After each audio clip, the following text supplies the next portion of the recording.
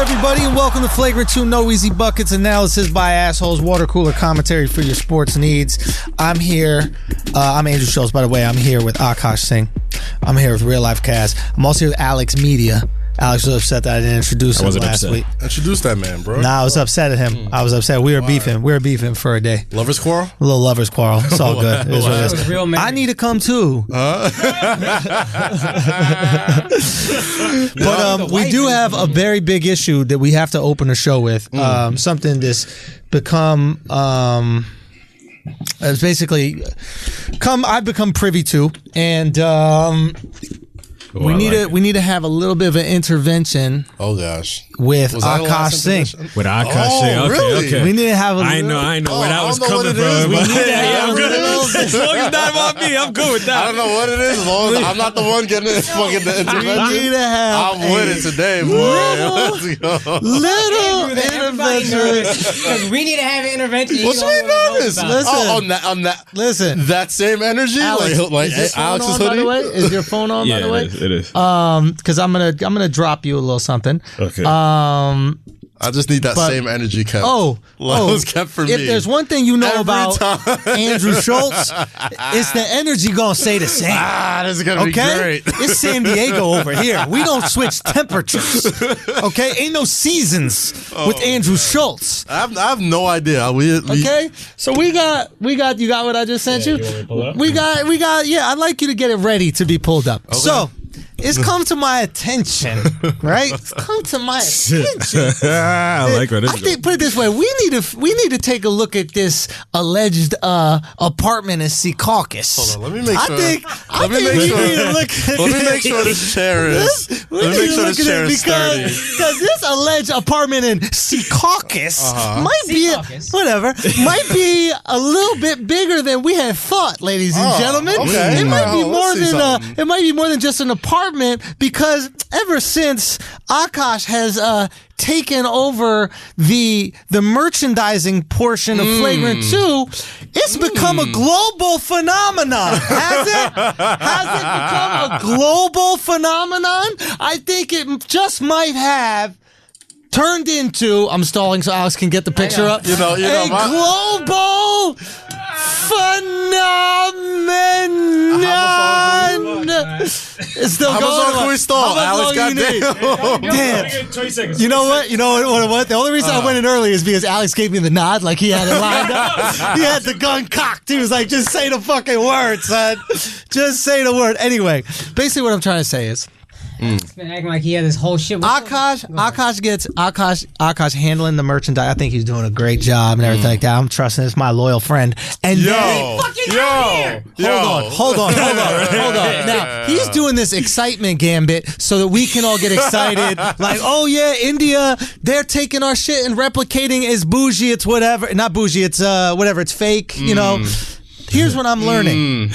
At first of all, what you guys are not looking at because you're not watching the YouTube, but you can at youtube.com/TheAndrewSchultz, was Flagrant 2 merchandise in India. Now, the first time we had someone reach out to us about this, right? I assume that someone bought a Flagrant 2 red hoodie and put it in an Urban Outfitters. Believe that for a second. I know you didn't, but I assumed that you weren't ripping all of us off, right, with global merchandising deals.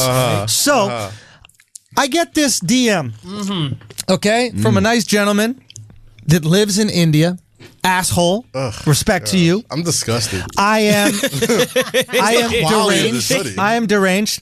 I see a gray Flagrant 2 hoodie, okay? And they're selling it in Mumbai, Maharashtra. That was good pronunciation. That was a good attempt. Do you know where they're selling this piece of merchandise? You know what deal you struck up, Akaash? Of course you do. Where are they selling this? Shoppers Mart. What is it called?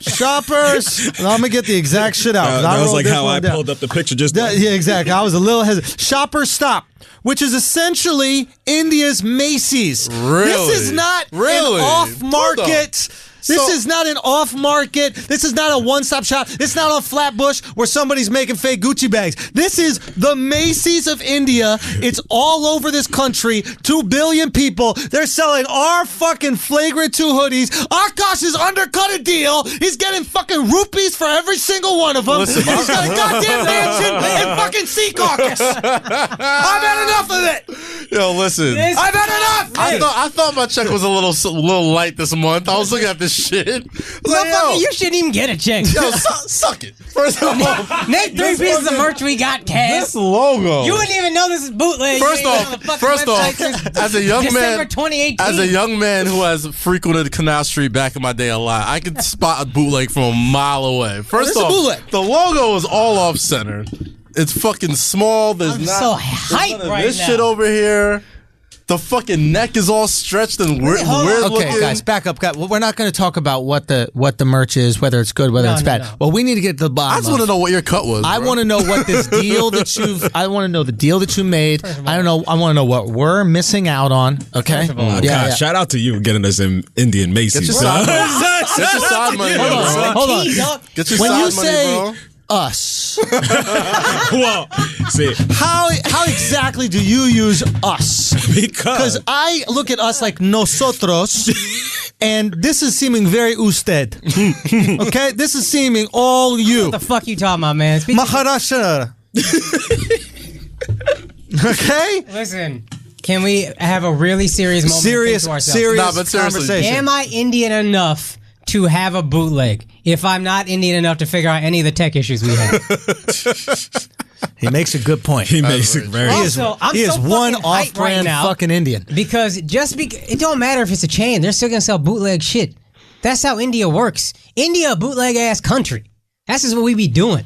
I'm so hyped because the first time I was in Gujarat. You don't know this about Gujaratis. No other Indians like them. We're disgusted by It's them. Gujarati. They're like they're like our Jews. Everybody pretends they like them. Nobody really does. Right. Mumbai poppin', bruh. Yeah. I'm in Mumbai in February. I'm gonna buy this fucking hoodie. How Tell me where it's at. It convenient. is kind of convenient to me. It is wild that you're going to Mumbai. I would just like let's touch on Man, that. just Thank you for hold on, bringing wait. that up, Alex. Yeah, because please. Akaash tells me that he's going to be away in, I believe, March, right? March. February. He's like, I have to go away for 3 weeks. Son, that's mad smart, son. First of all, That's mad smart. you have to go away in 3 weeks. They've been selling these hoodies for, I don't know, maybe a quarter. Maybe you're going to collect your quarterly earnings. Quarterly earnings. I think we got a fucking problem right Andrew, now. I gotta keep it think real we with got you. a fucking problem. Andrew, I gotta keep it real with you. When you said we were gonna have an intervention, I thought it was gonna be like something like very like, you know, that we could get on Akaash for. Like, as a man who just admires hustlers, Yeah, I know. I fuck with that shit. I'm not even mad. I fuck with that shit hard. I'm like, God damn it. I'm disappointed I didn't really do this. I'm like, yo. Can you at least give me credit though for if I was gonna steal merch, I would just fucking have Paul ship it to India? You know what I mean? Like I could get real bootleg merch. That's something a hustler Why would you say. have an American make merch when you could have an Indian make the merch? For At half the price. You're right Yeah, about At a that. fraction of the fraction price. of the Right about price. that. son. That's something a hustler would say, though. Frankly, I'm shocked we're still using Paul when you've got these fucking Indians that are sewing this shit together for 3 Gujaratis a day. Put it in their Macy's and shit. We're in fucking Macy's. Can I tell you something about our American merch side? Not in Macy's.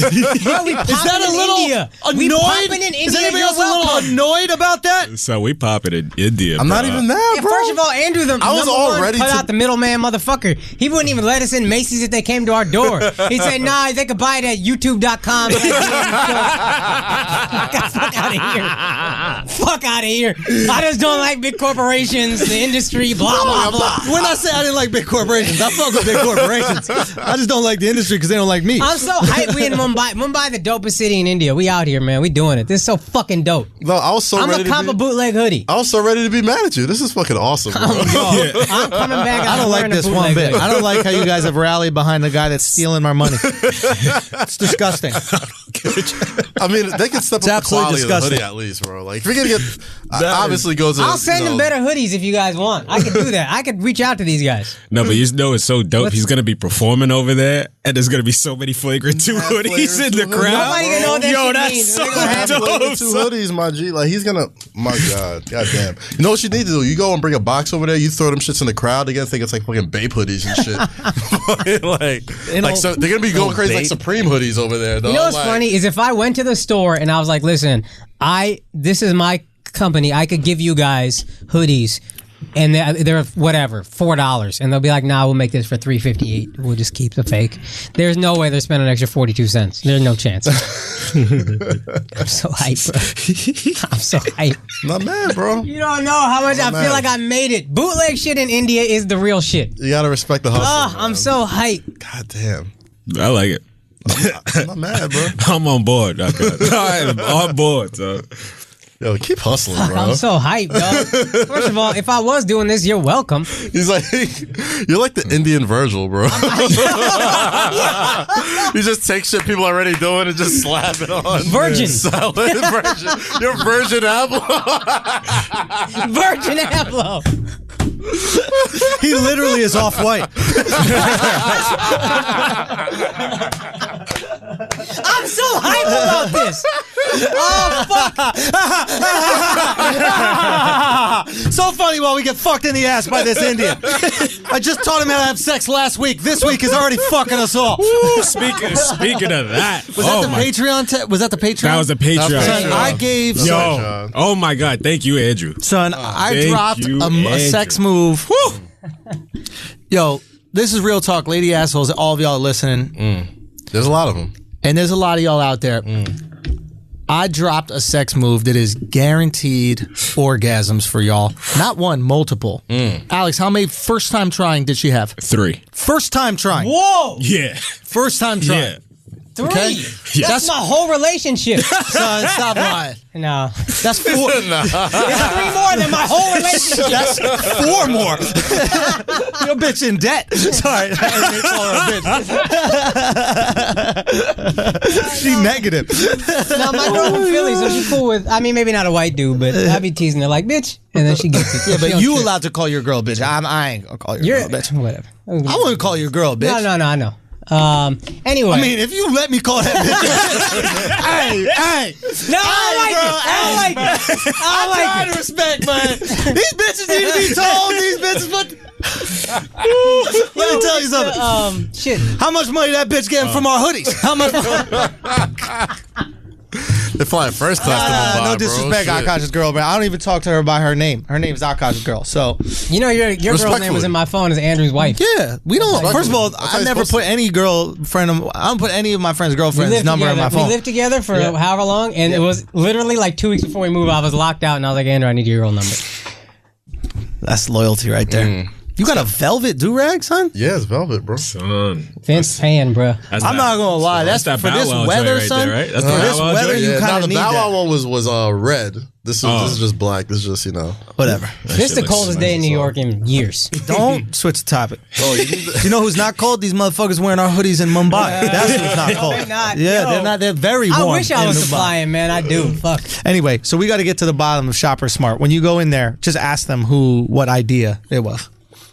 I'm gonna ask them. I'm gonna go see how they. What is this to them? Some shit. They had to have had a conversation about it. Oh, They real had to quick. have, Sorry, guys. Just go back to this sex move. Right. We gave it away on the Patreon.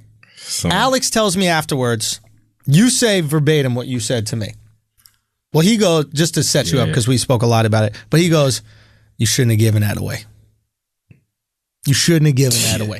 Now, this is to all the lady assholes listening, this is why y'all don't come. Because you should know that this exists.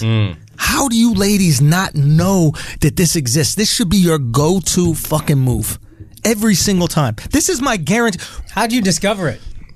Laziness. Literally like all great discoveries. I really don't want you to give it up. So. I don't like... I don't want to be selfish to the assholes, but...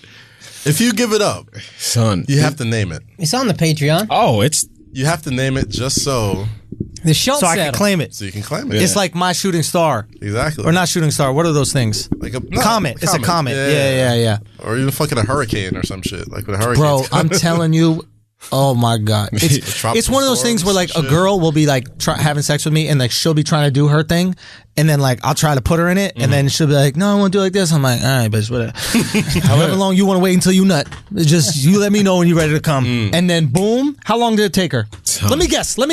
Can I guess? Yeah. From when it started. May I guess? Yeah. 40 seconds. You probably very accurate. Now, and then the crazy part, soaking. So that, yeah. So that afterwards, it sounds like you cleaning the prison floor. No, it sounds like a fucking stopped up toilet, and you're using the plunger shit. It's like, yeah. So we hit. Yeah. So she's going through fucking convulsions and shit. Yeah. Oh, their legs shake afterwards. Crazy. Yeah. And then we waited like 30 seconds. Son, less than 30 seconds for the next. Oh, that's the thing. Once they start it, it just keeps rolling. Once the ball rolls, it just keeps on going. That's the thing. She tapped out after the third. Of course she's going to tap out. And then she's going to want more. But that's going to be the position. And the great thing about this for me was always like, it was just like, you got to get off so I can have fun. Mm-hmm.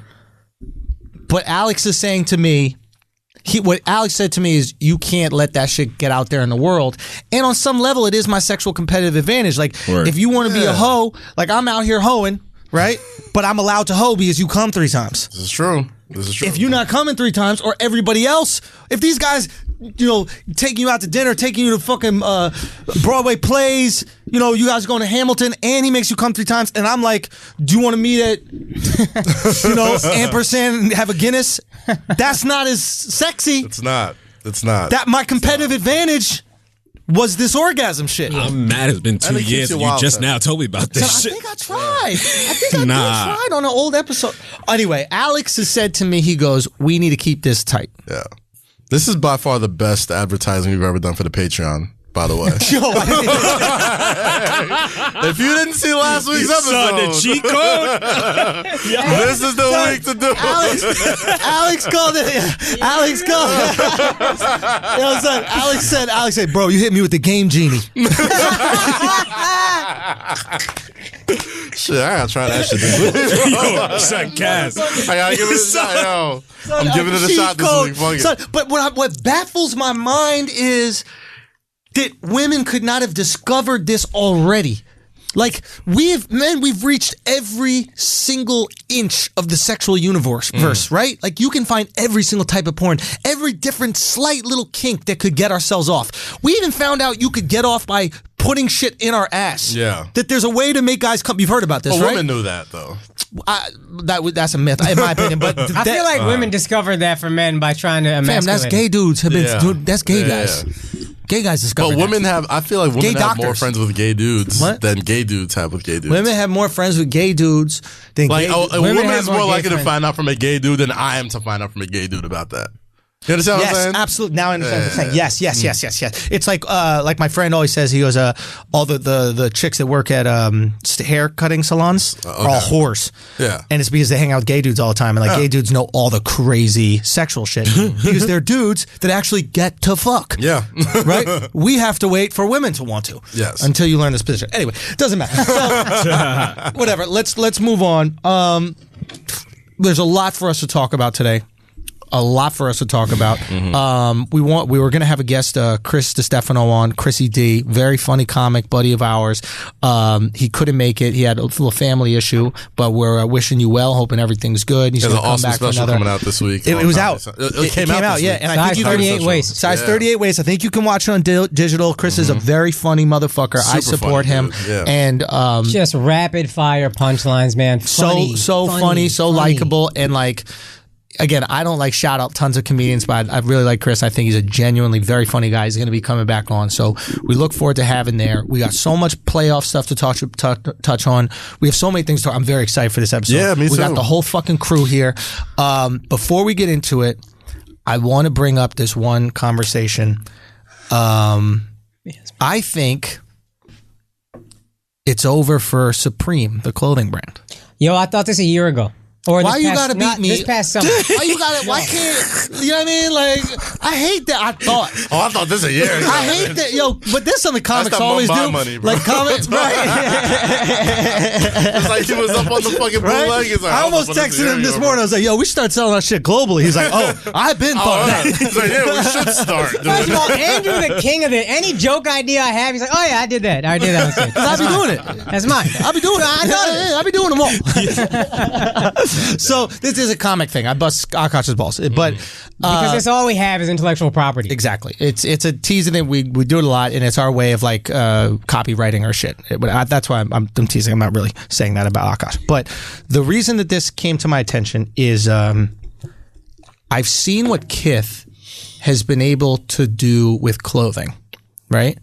And I was talking to a buddy of the show, Asshole, and a friend of ours, Carps, B Carps, and he was talking about a new Kith drop that was coming. Yeah, And one of my really good friends is the GM of Kith. His name's Nick Anicone. Well, Nick is doing a fucking phenomenal job, and maybe we should talk to him because what I think that they've managed to rich, do, I bet, what I think they've managed to do is they've managed to take men's obsession with sneaker culture and travel it up the body. Now we want to get the clothing drop. Now we want to get the hoodie drop. Now Supreme did that already, and the reason why I say Kith I think is going to take over Supreme is I think Supreme, because they were in their own little sphere for so long, I think they started to insult their audience. They were selling them bags of air, a brick, Subway card, bricks, white T-shirt, Just dumb shit. and it was like they were like flexing on their power. It was almost some Kanye shit. Kanye's like, I'm so cool, I can make the MAGA hat cool, and like Supreme was like, we're so cool, we can sell you a brick because it has Supreme on it. And Kith didn't do that. Kith was like, yo, let's put out fly Timbs. Yo, let's do this cool collab. And they kept on just. They got LeBron. LeBron. He LeBron. did a Kith collab. You're right. LeBron didn't go Supreme. So they kept doing the cool collabs and really fucking focusing on the work, not the antics. Another thing, and you were the one that told me about this. And this is before Champion was popping. And maybe Supreme is the one that did it. Maybe Kanye did it. But you said Supreme started selling Champion hoodies with Supreme on it as like almost like a flex. Like, we're going to get Champion popping. Yes. And then Champion got popping. And it worked. It did. But that's when I was like, oh, this is like, you're going to overreach like this eventually. And then I'm not even trying to say this. It's like, you've been on Kith, actually, and I always thought it was dope. It was expensive. Just because it was down the block from my crib. Supreme, too many people were on it, and I just wasn't into it. But when my girl, I'm not even saying it's a knock, when my girl was like, I want a Supreme hoodie, I was like, it's a wrap. Hold on. That bitch wanted. Okay. Just a joke. It's a joke. I'm the most respectful. Okay. So the one thing, I'm the most respectful. I'm the most respectful. I'm the most respectful. But that's when I was like, oh, everybody knows about this now. Yeah. And she's in the working world. So when everybody knows about it, and I didn't think about Kiths like you did. You thought, but to me it was like, oh, Supreme is saturated. Everything hits a saturation point. Yes. Jordans hit a saturation point and went to Yeezys. Yes. Yeezy put on the red hat and then we went back to Jordans. Yes. But now we're kind of like, Virgil.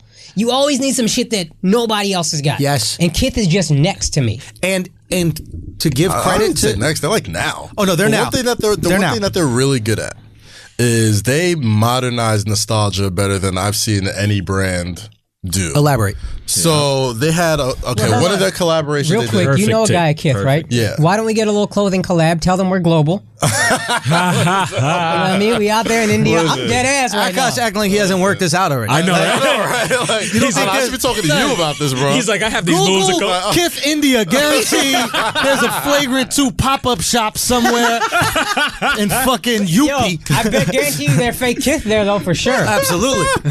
Fake is So the if you ever real. look at their rollouts or their collaborations, What do you say about nostalgia? they Say it again. modernize nostalgia. So Kith modernized nostalgia. Yeah, Okay, go. so they do shit that's modern, but they also use nostalgic shit and marry them kind of together Okay. at the same time, right? So they literally just rolled out a fucking Got Milk collaboration. Yep, they with got me. They got me with that. you and got that, Alex right? bought it. He bought the hoodie. You like got the one? Kith hoodie. And fucking like Seth Rogen, I think, was on the rollout, and like Okay. a bunch of other like really popping like mid 2000s people and shit. I think fucking who's the guy from Goodfellas? Ray Liotta. Ray Liotta. Ray Yeah, Liotta, yeah. he had a fucking rollout with them and shit. Fucking like just all these iconic Yes. 90s, mid 2000s people are like taking this street brand and have brought them to, where it's the most popular shit out right now. Same thing with LeBron James, right? Like with LeBron, he's kind of like walking nostalgia now. Yes. You know what I'm saying? Like, granted,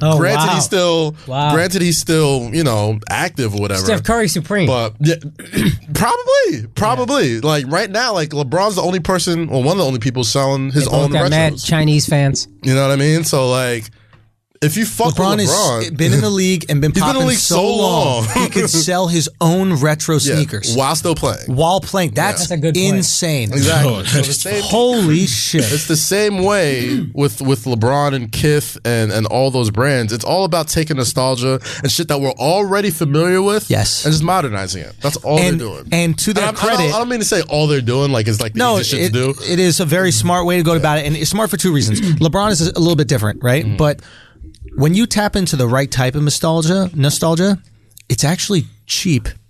So getting LeBron James to do a collab with you is expensive. Of course. Getting Ray Liotta. It's not. Hey, you know who else is cheap? Karate Kid. Yeah, that's you know who else is cheap? Got Milk. If you go and shit look that back, penetrates us because we know about it, but it ain't. You're not paying $100,000 for per show for these people now. Because every brand is trying. Every brand, they go into a boardroom and be like, "Who's hot right now? Who's hot right now? Who do we need? That. Who do you know? Fuck Who's that. still with us?"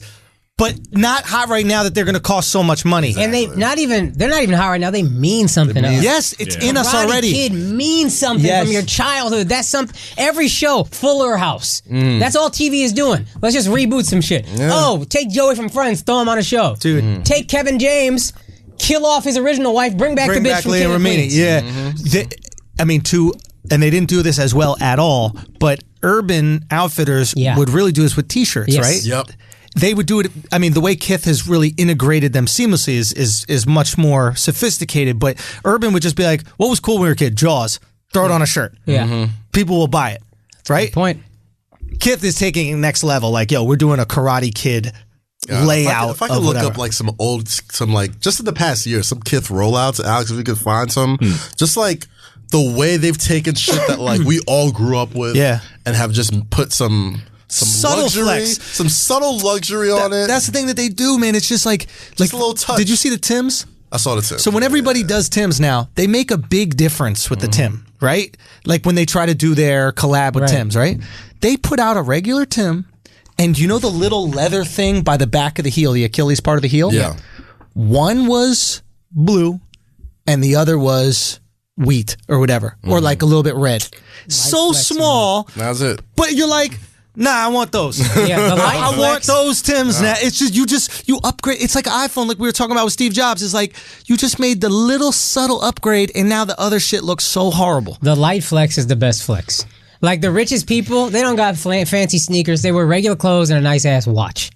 Yes. You gotta really be paying attention to notice that's a Breitling. And that shit will have like a leather band. It won't even have like a big gold band. Leather band. The lighter the flex, the heavier that shit really the heavier the impact. That's why I love those old. You ever look at those fucking shitty memes online when it's like it's a picture of like Bill Gates and Warren Buffett, and it's like, oh, they're both worth billions of dollars, not a single Gucci belt in sight. Yeah. But that fucking watch he's wearing that doesn't look like shit. It's worth like $500,000. You know what I'm saying?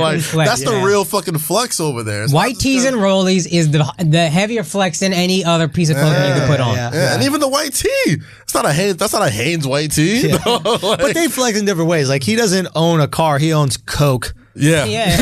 Like, that's a way but bigger their flex. Got to make them money. Say what? Their flex has to make them money. Actually, and this does end up making money. But the richest, heaviest flex that's flashy is a sports franchise. Oh yeah, fucking what's his face? Stan Kroenke. Owner of the Los Angeles Rams. I thought that guy had a stroke on air. Me too. When they handed him the trophy, he was like, he responded like Latino boxers respond when they're trying to answer the question, but they have no fucking clue what Max Kellerman just asked them. Dog. So I'm watching him. And I'm like, I know this guy from somewhere. I Googled him. I'm like, oh yeah, he also owns the fucking Denver Nuggets. Nuggets, yeah. He also owns like a bunch of other sports. My man's teams are on the come up, huh? Wow. No, he's killing it. This dude's gonna be making a lot of fucking trips. But dead ass, like that shows you that if you actually have good ownership, that it can trickle down. Absolutely. Oh yeah. Like there's a reason Nuggets, like you said, are doing well. The reason Cowboys, the Rams Knicks. There's a reason they struggle. Yeah, it's facts, and I hate to admit it, but you know, like the Brooklyn Nets have gone from very good to terrible to back to respectable, all in the time where the Knicks have remained terrible. Yep. You know what I'm saying? And Great point. Like, and that hurts for me to admit. Like, I'm watching Nets games now. I'm like, fuck, these guys are really good. They might make some noise in the playoffs. D'Angelo Russell might be an all-star. Yo, like, D'Angelo Russell. And I'm just like, fuck. And they lost their best player, Karis LeVert, who might be coming back. And it's like, and they have a draft pick this year. So it's like, and this kid Dinwiddie is playing well. Like, they got a little squad. Their center, Allen, the Afro kid? Jared Allen. Yeah, it's like, fuck, they got a good little team. You know who's friendly, very friendly with your boy Grunky? Who? What's his name? Sam Crunk? How do you pronounce his name? Grunky? From where? The Rams owner? The owner of the Rams. Oh, Stan Kroenke. Kroenke. You know who's close with him? Who? Your boy LeBron. Really? That makes sense. I think, doesn't Kroenke own part of a football team as well? LeBron owned a part of Liverpool at one point. Yeah. Basketball. Soccer team. Yeah. Kick football. Yo, we gotta call their sport kick football. It's so belittling. Y'all watching some kick football? Right? Y'all watching some kick football? Oh, okay. Word. Let's watch it. Who's playing? All right, cool. So many Who's UK kicking? listeners Who's now, kicking too? today? Some shitty city in England I would never go to ever. Yeah. What? Liverpool versus what? Manchester? Yeah. Okay. We have so many UK listeners now. It's so belittling. So like, they should just make it the winner gets to leave that city. You know the little kick football that you guys do over there. Oh, God. But yeah, I think they might be in the same bed together. We'll call them all kickers because that's a position in sports we respect the least. They're just kickers. They're not soccer players. They're Who's your favorite kicker? Yeah. There's the one kicker with the gloves that doesn't kick anything. The hand kicker. Yeah, the hand kicker. He gets a hand kick. It's pretty cool. It's a great position. He's got a different color shirt. I like that. He got some drip. Yeah. Yo, the hand kicker got drip when you think about it, bro. Dude, that's the shit. Hand kicker. Yeah. God damn. Okay. What are we talking about? We're talking about Kith, all right? But we're talking about Kith and Sabrina. So it's just interesting to see another company enter that market, and I think do it in a way that is less kind of, it's almost like a less arrogant approach to it. Yeah. You know, they look at you like this. They don't look at you like that. Right. You know what I'm saying? Right. Like, they don't look down at you. That was my issue with Supreme. It was they were looking down on me, and I was like, "Y'all dorks, man! I know you're fucking dorks. Don't act like you're not dorks." You know what? The kids that work in that store are cool, and I wouldn't be surprised if someone listened to this, but a bunch of them listen to Brilliant Idiots, and they were always cool when I walked in. But yeah, like who the fuck? This is like the fact that you're using. Chrissy Teigen. But look, what's his name? The Fire Crotch. The cook guy, Bobby Flay. I call him Fire Crotch. Fire Crotch. I watched too much Entourage. I never liked Bobby Flay just because of Entourage, just because he fucked these Mrs. Ari. Mrs. Ari. But yeah, like all the people that they use are just fucking like. Nah, Chrissy Teigen popping now. I mean, yeah, but Chrissy Teigen's like. It's not like somebody's looking for. It's not like somebody who's on TV every single day. Right. Like, oh God, we need this person for this big. They did it right. They really did it right, and they did it. A lot of people don't realize this, but Kith has been around for a long time. They did it slow and they did it patient. I remember their old store on right off of Lafayette. It was down the block from where we lived, and it was right next to the New Era store. Okay. Oh no, one more block down. Okay. But still, it's like this wasn't an overnight thing. A lot of these brands that we look at and they get popular all of a sudden, we assume there's just this crazy marketing festival. And this will get us into another conversation about FYRE Fest. But it's not FYRE Fest. This is a slow fucking burn. They built up equity, it's and Coachella. then they delivered. That's a much better way of looking. It's Burning Man. It's Coachella. It's not FYRE Fest. That's a great way to put it. Ronnie Feig, that's his name. Ronnie Feig, that's the founder of Kith, is it? Yeah. I know I wanted to buy Kith shit back, and then I went broke, and now I got so much bootleg merch in India money. It's like now you go back to Kith. I'm going to go scoop. You know what I mean? I have to go. Copper box logo. I can't believe you didn't at least come to us and be like, "Yo, this wasn't me." I know all signs point in my direction. I tagged you too, bro. Yo, 100% guarantee that they did it. There's no way you did not see that. I saw the one in Gujarat. 100% at all. Guarantee that it's Benson. His people judge Gujaratis and they're dark as fuck. So like that's how you know Gujaratis are trash. Really? Shout out to Benson. Muslims Benson, don't like Gujaratis? what is your background? What are you? Malayali? Is that Punjabi or no? No. He mad south. I don't know. I'm just saying that because he's a drunk. Akaash told me that Punjabis are drunk. They be drinking. Bro, one time we brought him out. We did the Free Alex show. We did the Free Alex show at the Comedy Cellar. Amazing sold-out show. Raised money for Alex and his family for, what they went through.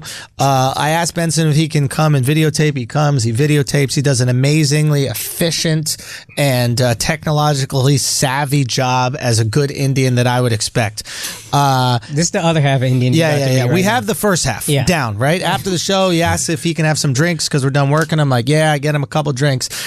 We go to another venue. He goes outside to smoke a cigarette. All of a sudden, this bouncer comes running in, and he goes, hey, you got to get your friend. You got to get your friend. I go, what's up? What's wrong? He goes, oh, he fell in the garbage. I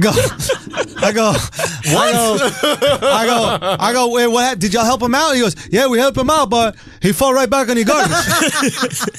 He fell in the garbage twice, and he just goes, I'm not going to put my head in the garbage again. I can't put my head in the garbage so many times. So your friend's still in the garbage, maybe you go help him out in the garbage. So I go drag his ass out of the fucking garbage. He's literally laying in a pile of fucking garbage. No. We're not gonna cut that. Listen. You was definitely smacked. Lying in the fucking garbage. I go drag him out of the garbage. I go, I'm gonna get you an Uber home. I put him in an Uber. I go, what's your address? Right? He goes, something, Long Island. I'm like, bro? I'm like, bro? $10 for the Metro North? I'm like, son, it was, man. Hey, Kaz, it was close, man. I almost looked up that Long Island Railroad schedule. I was like, take this motherfucker to Madison Square Garden and let him make it home himself. Radical self-reliance, my dude. You can make it in Gujarati, you can make it in Manhattan. Oh, that's hilarious. Anyway, God, damn. God, it's good to be with you guys. Shout out to Kith. Shout out to Kith. They doing the right thing, man. Shout out to Nick Anicole, man. Send us some shit. We like free shit here. Real talk. That's Supreme too. If y'all listening, y'all not mad at us. Send us free shit. Should we? I can send me everything. We got a lot of shit. We got a lot of shit to get into. Matter of fact, there's a guy who works at the store. I think his Instagram Jay Hulmey, Hulmey, and he plays. I believe he plays like for their basketball team in the Basketball City League, but he listens to the podcast. Supreme? And Kith. All right. So we're gonna try to bust your ass again this year, even though I think y'all beat us last year. But word, thanks for listening. Yes, sir. And you guys are doing good work over there. But let's start talking about what y'all think about some playoffs. Let's talk about it. This shit made me sad, man. Let's talk about it. I was rooting for Breeze. At the very least, I want to Breeze Brady. Damn. Okay.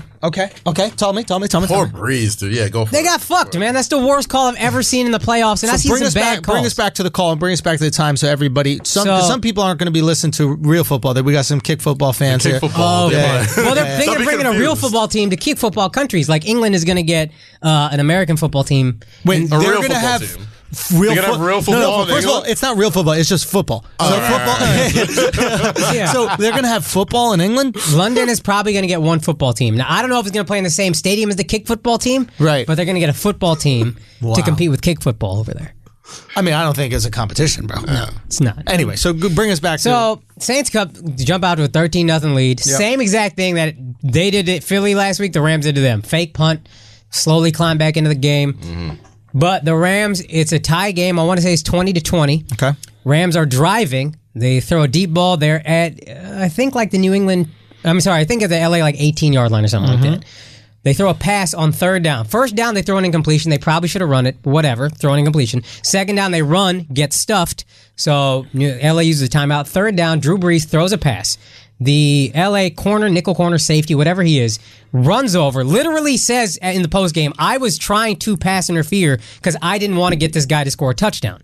I figured even if I get called for a foul, at least he doesn't score, we stop them, fine. There is less than 2 minutes left in the game.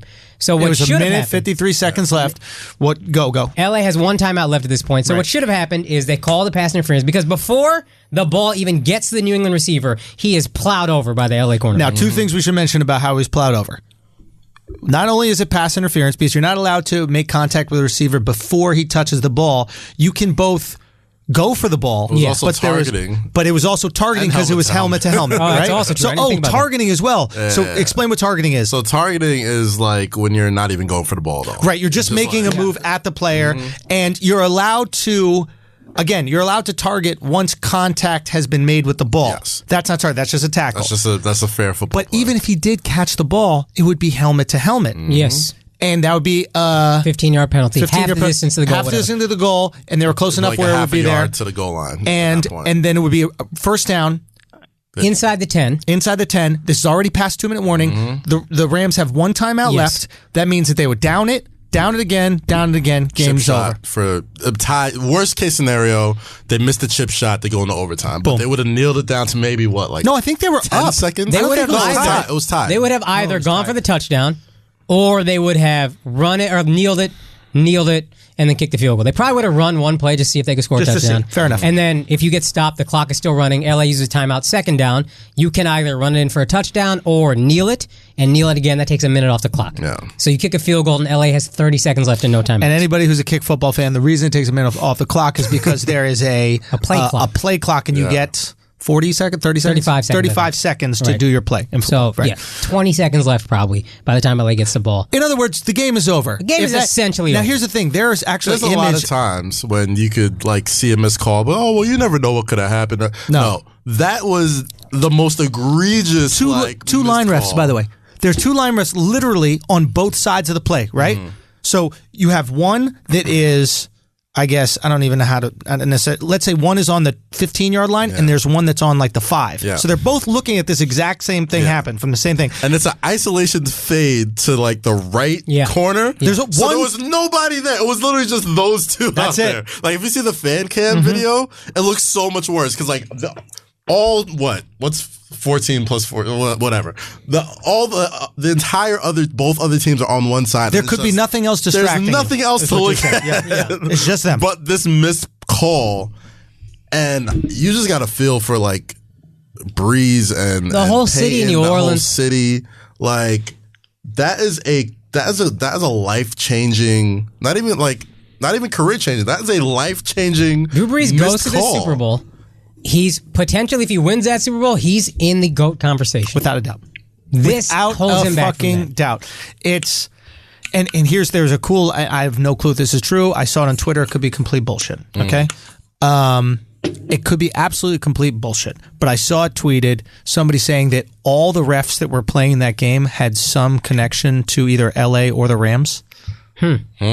So I think one of the refs, something McKinley, used to play for the Rams. The other one lives in L.A. The other one grew up in L.A. Like, there's all this weird Los Angeles connection. I'm less inclined to believe that because there was a face mask on Jared Goff that should have got called the drive before. Yeah. And that would have given them, I think, instead of kicking a field goal, first down, whatever. Right. But there's that one play, I think, of the Saints player tried to pull a Miguel and like jump over one of the players on the floor and ends up just like stepping on his face. So there's missed calls, but point is officiating has been fucking terrible this year, and for it to happen right there, that shit can't happen. Especially when there's an opportunity to make it right. And that's where the NFL needs to step in and be like, listen, we all saw what happened. I don't care if there's no challenges left. I don't care if there's no timeouts left. We have replay. It's a dead ball.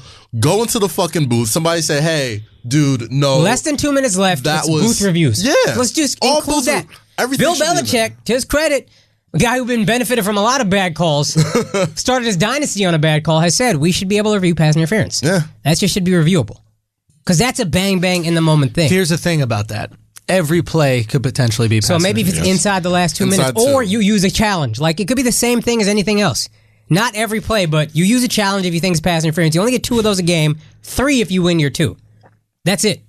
So you could use your challenge right there. And then inside the last 2 minutes. I'm with you 100%. My one concern is, and we all know this from watching the game, literally every time Gronk goes down the field, it's pass interference.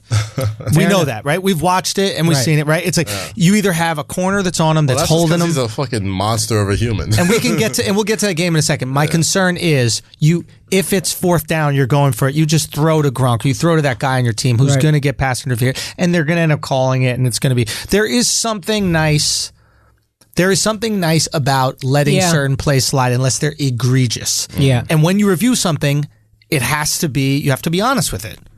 Well, no, right? what they say is it has to be indisputable evidence to overturn. And you can find indisputable evidence for pass interference. I feel like on every single play, like you can find holding if you really want to. Every play on every single play. I'm with you though. There have to be something. And I think if you keep, it'll probably just keep going up to 3 challenges or whatever. But for right now, the way it would stand in my mind, any penalty you want to review, you use one of your challenges. Right. And then it's, okay, you got a very small number of these, so if you want to use it here, cool. And you know what? Maybe I'm wrong. Fuck it. Maybe the game takes a little longer, but at least you get the honest outcome. Get it right. If we have so much time to see that replay over and over and over again before the game is over, they showed that fucking replay on the big screen too. Thousands of times before the game was even over. If you have that many times to look at it and we all know it's fucked up, if the referees go up to Sean Payton before the game's over, it's like, hey man, we blew that one. Like, fucking fix it. There should be some way you can go and fix that shit. And like that fucks up people's lives. Like that fucks up people's lives. Like there's the only reason why they brought that team back is because the same shit happened to them last year. They lost on one miracle play. Stephon Diggs, and they're like, fuck it, let's give it one more try. Breeze is getting up there in age, Payne's getting up there in age. You still have a pretty good team. Fuck it, let's give it another shot. And then to have that happen to you again? Ugh. No, that's a rough one. That's rough. That's a tough pill to swallow for any fan. I had no horse in the race at all, but like that's just an awful pill. This was what I felt. This is how you know the games were incredible this weekend. I had no horse in the race as well, and they were both fucking amazing. Like literally, we were watching editing all day, right? And just kind of going back between shit and that forth, and it was fucking incredible, man. Fantastic. Can I just say something? How good did it feel to just like just enjoy football again? That was nice. It was the first time I got on Twitter and I saw some of my black friends like, oh, y'all niggas still supporting the NFL. And I went to like, yo, shut the fuck up, right? This is a great game. This is a great fucking game, right? Like, yeah, the NFL is shit, but I love the sport of football. And this is like these are 2 once in a lifetime games that you're seeing back to back. Like 2 overtime games. It's crazy. No league needed this more than the NFL. Oh yeah. And no league. Let's be honest. We might be a little upset about the outcome, but the NFL is a brand. Thrilled. They got to be thrilled. Fucking thrilled. This is the best case scenario, right? You have LA, this brand new football city. Major market. Before the games even started, those 4 teams, we said it before, like, yo, any 4 of those teams? We're going to be good? I'm good. But we also said this is the ideal situation. So many different things going on here. I wanted Brady Breeze, but your storyline is a valid one, and people started tweeting about it as soon as the matches were You saw it, right? Yeah. New versus old, blah, blah, blah, blah, blah. Yeah. And that was Brady's first Super Bowl against the Rams. So it's Ooh, we're going full circle here. Full circle right there. Yo, fuck. I did not even think about that. Yeah. And fucking the Patriots 18 years ago, motherfucker. And motherfuckers that are listening to this podcast were not alive the first time Brady was in the Super Bowl. 18 years ago against Kurt Warner. 18. And Warner wins. No. That's the start of the Brady dynasty. Yeah, that's when he came in for Bledsoe. 17-14. Oh, yeah. Wearing the backwards hat. Nobody thought they would win. Yeah. Fuck. Boy. Insane. You know what's crazy? I think about randomly. Back in the day, like the Super Bowl, one either defense or offense would come out one at a time. They would there'd be a line. They would call their name. Bill Belichick was the first person that said, "No, we're a team. We're all running out at once. There are no introductions." Ruined the whole fun of the spectacle. But he just said, "These are your New England Patriots," and all 52 players ran out at the same time. I remember that. I remember but watching before it used to be all offense starters, and then everybody else would line up and they'd give 5 and be this thing. Now that's what everybody does. He just eliminated that from the Super Bowl. I remember that. It's not happening anymore. Now everybody just runs out at the same time. Yeah, but we need Ray Lewis's intro, bro. I'm sorry, you need that. They were the greatest show on turf, so all of them got big fiery intros like Marshall Faulk, Torrey Holt, Torrey Holt, Kurt Warner, and it was like, and now you're New England Patriots, and they all came out like a fucking stampede. I was like, oh, these motherfuckers are winning. Wait, so how many times did Kurt Warner go to the Super Bowl? I think twice. He went there with the Cardinals. They won one. No, he went 3 times. No, he once went with the 3 Cardinals, times. Twice with the Rams. Twice with the One, Rams. lost one. Okay. Right. One with the Cardinals. What an amazing story that is. Have And they made like a Christian movie about that? They must have made. I just know he was bagging groceries at one point. But I mean, that whole story is remarkable. I can't believe somebody hasn't made a. Have they done a 30 for 30 about that? No. He had a Fox Sports thing, I think, at one point. Whatever, it doesn't matter. But what a fucking crazy story. Okay, And didn't he come from the XFL? No, he did arena football. Shut the fuck up. But I know what you're saying. No, arena football, yeah. So, can we get into the debate? Yes, yeah. I want to get into the debate. Kaz brought up a great debate on Twitter, and we've already seen the seed that has been sown start to make its way into all the other sports. Skip. Yeah, exactly. All them copying what we do over here on Flagrant too. But we're gonna do it better than them anyway. It's all good. So, but just before we get there, is there anything else that we want to talk about with that Patriots game? Because we didn't really touch on the Patriots game just yet. God damn. Before we get into it, fucking Patrick Mahomes, my God, is the baddest motherfucker I have seen. Like, my God, he could have played a better second half than I'd see anybody. Like, it was one of those games where it's like, all right, the last person who gets the ball is going to win because they can't stop each other. Patrick Mahomes has been playing with just no fucks. Zero, throws that you never throw with that much pressure, that situation. Yep. You're technically still a rookie. It's your first full season. Yep. You know what I'm saying? You're throwing fucking wheel routes for 80 fucking yards and shit to your running backs without Kareem Hunt, with all these people. You know who kicked them out of the playoffs was Kareem Hunt. Yeah, there you go. Kicked them right out of the playoffs. You mean out the Super Bowl? I mean, he kicked them out. He's the one that kept him out the Super Bowl. He just pushed him out with his feet. Because if he's there, that's a different. It wasn't real abuse. What is that in here? It wasn't real abuse. It was just kick abuse. No, but if he's there, that's a whole different. You gotta give a fuck about Kareem Hunt. He's a game breaker. Game breaker. That's 2 Tyreek Hills out there. You're not beating that. Maybe they don't have a slow first half if you have Kareem Hunt. Yeah. You know what I mean? But they had a slow first half. They came out the second half, guns blazing. And you had the feeling that if he has the ball last, what was it, 40 seconds that he had? 39 seconds left, down by 3, and they kick a game. And they threw a fucking bomb I don't know who it was, and they got in the field goal range in 2 plays. I think they should have taken. So they had 11 seconds left, no timeouts. I think they should have taken one more shot at the end zone. I agree, but he did a fake shot at the end zone. Yeah, that play before where he just because somebody went offside, so they had a free play, so he just chucked. No. That was 2 plays before. Oh, okay. Yeah. But he had 16 seconds left, and they took one shot at the end zone, but it was kind of a half-ass throw. I guess he didn't see anything right away, so he just threw it away. Fine, you got time for one more of those because you do not want to get into overtime with Tom Brady and the Patriots. Here's a question. What is the penalty yard-wise for hiking the ball before everybody's set up? There is no. If your offense is set up and they're not, that's their fault. No. If your offense is not set up, 5 yards, but they stopped the play. What I would do? Does the clock keep going? No, penalties always stop clock. Okay, so what I would do is throw that shit over the middle. I would throw it right over the middle. See if your guy can make a play. You have 11 seconds. Quick little slant. Throw it over the middle. See if your guy can make a play for them. If not, you run the fuck up there. Grab the ball. I don't care if it's you in the center. Hike it. They go 5 yards back. You still got a chip shot field goal. No, this is a good idea. Do you see what I'm saying? I think everybody needs to be set on the line before you. I don't think you can hike just you in the center. There, everybody's behind you. I'm saying, what is the penalty for that? I don't know. I think they just won't allow it. They just won't. The refs will blow the ball dead. They'll come in and be like that's why they'll back up and just throw the ball on the floor or whatever. So that's they won't let the play go. I assume there's a rule They'll let the play go if it's encroachment.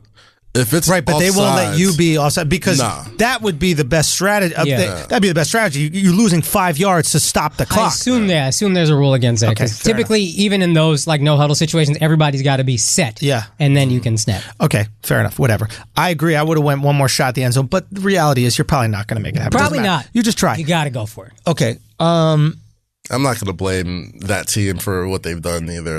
It's, okay, so here's my question. You guys already made that comeback. I wish I had Patrick Mahomes does this one thing. Okay, Patrick Mahomes, I think, exposed something. And I think he exposed that we give Andy Reid possibly a hard time. Because what he did is he almost beat the Patriots, right? By making big plays himself.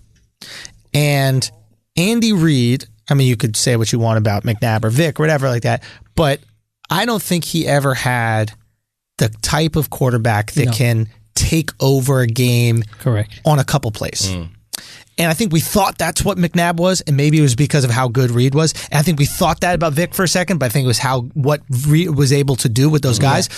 With Patrick Mahomes, you have a legit Aaron Rodgers-esque superstar. Yeah. He's never had a quarterback as good as Patrick Mahomes. And what ended up he's happening? Had some very good quarterbacks. And he had good quarterbacks, but what ended up happening when the plays that Reed drew up fell apart. Mahomes made his own play. Ball, and I will extend this drive. Yeah. And I think every coach. I mean, you see Belichick. You see that happen with. You see that happen with Brady. Dude, there was a throw. Every great quarterback in every fucking playoff team has to take you there. There's so much tape on you already. They know your formation. Look at Nick Foles. Tony Romo. Look at Nick Foles. Looking at formations. And he knew exactly what it was going to be. It was awesome to watch on TV because like we aren't privy to that shit. Yeah. But if he's seeing that, everybody's seeing it. A lot of people are seeing that. Exactly. So at some point, you got to give it to your quarterback. Be like, hey. He's seeing this without watching your film all year. He's seeing this just being a quarterback. Yeah. So you know that defense who've been watching tape on you all year. They know it's coming too. Exactly, right? So doesn't mean they can stop it, but they know it's coming. Exactly. Yeah. They at least know it's coming, right? Those blocks you could still have to get around, but they know it's coming. Fair enough.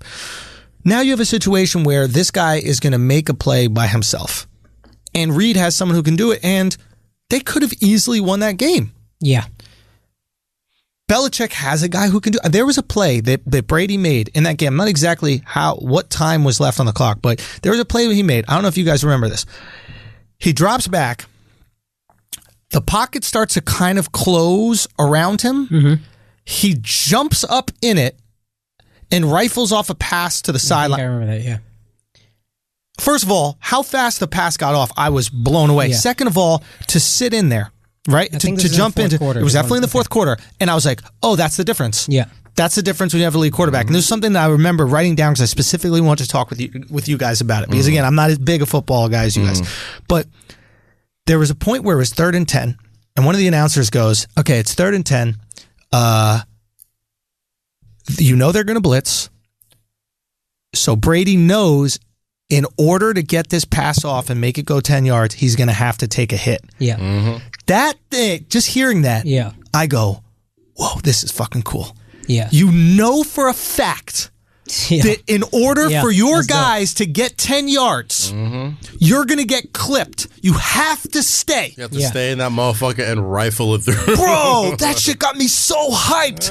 It's like going into that down, it goes, you're thinking a guy who weighs 250 pounds. Easy, 300. Maybe 3. Is going to run full force into your fucking chest. And you are going to sit there until that hit goes, so that your guy can make it at least 10 yards to get a strike. And a strike. You can't just throw the ball. Bro! You got to step into it. Foot forward, vulnerable position, throw. These guys are warriors, though. Yeah. They're that shit warriors. Got me so fucking amped when I heard the announce. And that's one of those things where it's like, I would like announcers to make us privy of more. You guys might have known that. For me, I'm like, oh, some plays they get hit, some plays they don't. It's specific plays they get. They know when they're getting drilled. They know if it's 3rd and long and you need that, you know you're going to take a hit. And that's what separates the good from the great quarterbacks, because you see some people, they get a little alligator arm. Like, Eli. Like, oh, shit. You know what I mean? Or they just, if they're athletic, they just immediately be like, all right, fuck it, I'm just going to do something. No, I'm just going to stand in here. I'm Boom, trust take it. My guy's going to get there, and I'm going to put it there, and you better be fucking there because I'm going to take this hit. And they, and it happened on that last drive where they threw it to Patterson, the other tight end that was on the team, who played well, but the shit went right through his hands. And then it went 3rd and 10 again. Oh, we didn't talk about this. Motherfucker. The interception on when the guy was encroaching. And then D Ford, who's, I think, a Pro Bowler. He's good. Dude, encroachment. That's your season. That's it. Heartbreaking losses on both sides. Andy Reid could have won this game. Yes. I think that we've been a little hard on Andy Reid, and I think that having that You've been pretty hard on Andy. Son, I'm hard on him. I'm very hard on him. But I call him the greatest regular season coach in history. But I think that we've been very hard. And now that he has elite quarterback talent, you might be there might be like a second life. He's got to last 5 more years, because the thing about getting back is so fucking hard. You see fucking Patrick Mahomes, unless he fucks up royally, I'm riding with this motherfucker till the wheels fall off, bro. Oh, they're going to ride with him. I wouldn't be surprised if they bring back Kareem. Yeah. Oh, no. He's going to get another job. Other teams are already interested. Let me take. I know I'll be having a lot of wrong predictions, but as soon as the Kareem Hunt thing happened, based on what we talked about with Miko, I was like, oh, Kareem Hunt said all the right things. All the fucking company lines, he was right there. I lied. My team did nothing. I said to you, Kareem Hunt is coming back. Of course. He's going to go through his little thing. I said that a year ago. Yo, before he was kicking people, I did say he was going to kick people and say all the right things. I did say that. I vaguely remember that. But go on. But I was like, yo, he's going to come back. He's going to do all this shit. You're right. He's going to come. It happened even faster than I thought. And I didn't think this many teams would be like, yeah, I want him. A 23-year-old. He was wearing sneakers. You can't hurt no girl if you wear sneakers. Like, listen. Yeah, if y'all really think motherfuckers really give a fuck. If you kick a bitch in them new Kith Tims, though, like, did you? that shit right there, that's foul, bro. You can't kick a bitch in Kith Tims. Oh gosh, there's worse. You might mess up the tip. You might mess up the whole tip, bro. Precedent has been set. Which one you kick it with, the red or the blue? What did Achilles shit look like? What were you saying? God. No, I was just saying the precedent's been set. Like, it's like, fuck. As long as you ain't kill nobody. I'm saying, though, I'm not. Take a year off. I'll bring you back. Yeah, get your legs fresh. I'm saying about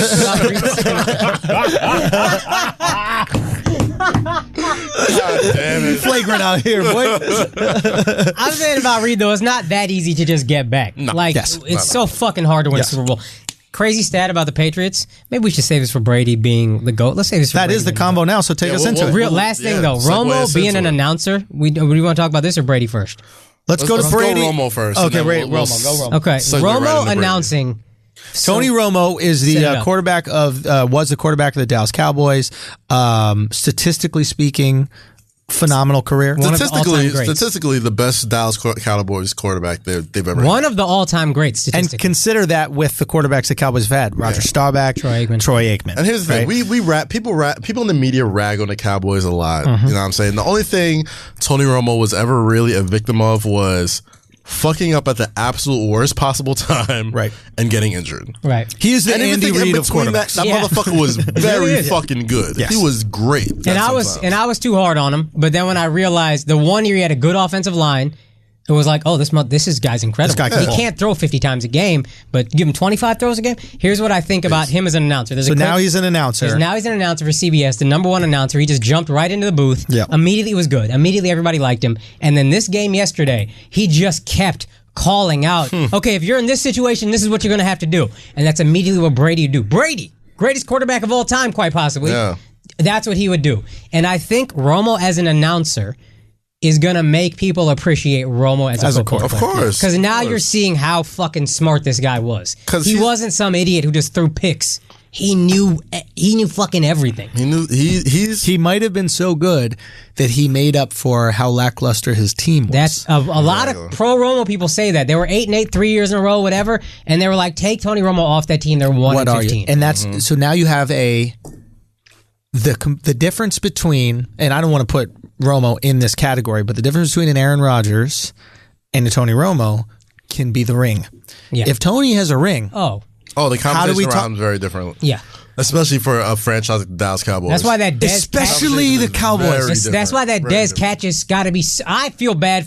I'm a Cowboy fan. I hate it, but I feel so bad for Romo because of that. Because if that catch goes, they quite possibly lose. Green Bay gets the ball with like 4 minutes left, and they were cutting through the Cowboys that whole second half. But Cowboys take the lead. Like that, they're at the 2-yard line. It's a different game, and then they just lost. Romo had it taken away from him, and I feel so fucking bad for him because that's his legacy. But people might appreciate him more now because they're looking at him now like, oh fuck, for sure, this guy is brilliant. Tony Romo, and I hope, and obviously he's gonna get a whole bunch of, he should be a head coach, he should be an offensive coordinator. Shit. I hope he stays an announcer because there's been a void of that for a long time, like since it's Madden-esque, man. Since John Madden. John Madden was the guy who taught me football. That's what I heard a lot of people. He was the guy who taught me football. So like watching him now, it's just like, God damn, this motherfucker gets it. And he's making it simple for my ass who's never played any level of high level. You played the football. video game. Let's keep it real. Played the video game. Most of us learn about football. Growing up here in America, we learn about football from playing Madden. It was this iconic football game, right? And Madden was this great, is this great football mind. He was the franchise for NFL on Fox. Yes. Like, he was the guy who brought the telestrator, the yellow, all that shit. Yeah. So, there was a function in Madden that existed for many of the iterations of the game, which let Madden give you what he suggested the play that you should run was. That's called Ask Madden. Ask Madden. So it's 3rd and 10. What do I do? Ask Madden. Now, the only reason that function exists is because he was such a great football mind. You would want to ask a great football mind what to do for that play in that position. I don't think you realized how important the lines were until Madden. Yeah. Madden always gave a fuck about offensive lines and defensive lines. Right. But if you're a novice football fan, you just like, receivers score touchdowns. Boom. Running back score touchdowns. That's what matters. Yeah. But he was a guy that was always talking about, when I was a kid, the Cowboys' offensive line. Right. That's the same thing Romo's doing. He's just opening up your understanding of what football is. And it's important for the viewer, man. It is unprecedented how much more interesting a game becomes once you know the nuance of it, right? Like basketball is such an easily digestible game. It's like you throw a ball up in the air, and if it goes in that little hoop, then it's good. If it doesn't go in the hoop, then it's bad. So now you can have a date go to a basketball game with you and pretty much understand what's happening. I think it was the play right before the last play when Burke had ran it in.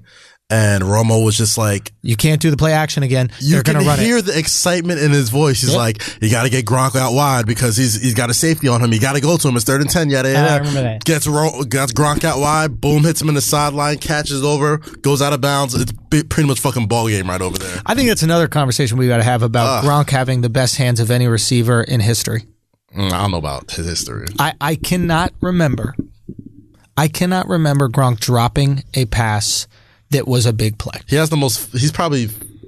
I think him being so physical is what helps his hands. Without a doubt, his hands are great. Without a doubt, but I think it helps that he's built like fucking like John Cena. But absolutely, and it helps that anybody his size can't run with him. Yeah, that's true. And anybody that can run with him is too little to win a jump ball. He also tends to the routes he run. Not to take anything away from him, they just tend to be higher percentage routes. Whereas he's not running 65 down the field on a fly route. Absolutely. Getting the ball thrown up to him. Absolutely. It's little 10, 7-yard outs or something like that. Absolutely. 20, 30, whatever, but nothing. A guy who catches like that with contact, it's never not contact, right? We're not talking about Julio Jones who's going to break away. Right. You know, and Julio's got great hands too, and AB, great hands as well. But you have to put him on. Dude, the reliability alone. You just throw the ball up.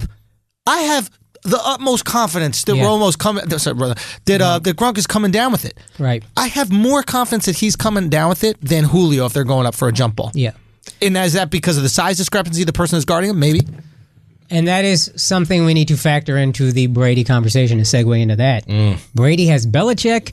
Brady has Gronk. Brady has Belichick again. Like Belichick means that much. Listen. And this is going to go into my conversation. And mind you, I take no joy in saying this either. Like, we all say, well, Brady has Belichick, Brady has Gronk. Yo, Gronk and Belichick have Brady. It's not the other way around, bro. Like, it's been 18 years. Nobody in the history of sports, has had an 18-year championship window. Motherfucker, Jordan's championship window, 6 years. The Lakers, Kobe and Shaq, 3 years. Duncan? Duncan, their championship window was maybe like 99, 2000. I think that's the first one. 99, 2000, but they were never like not in the Western Conference Finals like that. Yeah. Like they were in there a lot, but not as consistently as the Patriots to me. Right. Might be close. They might be the closest next to the Patriots. Not the Yankees.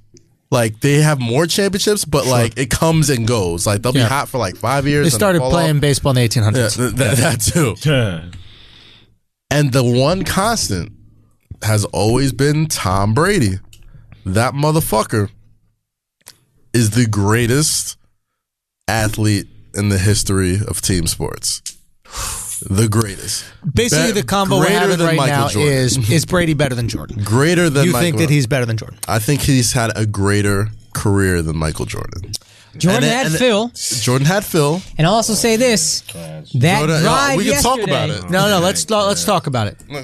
That drive yesterday, it's in overtime. Patriots have 3rd and 10 in their own territory. You don't get this, you punt. Or 3rd and 9 maybe, completion. 3rd and 10, deep ball to Gronk. Another 3rd and 10, another completion. 3 3rd and 9, 3rd and 10s in a row. In overtime. In overtime.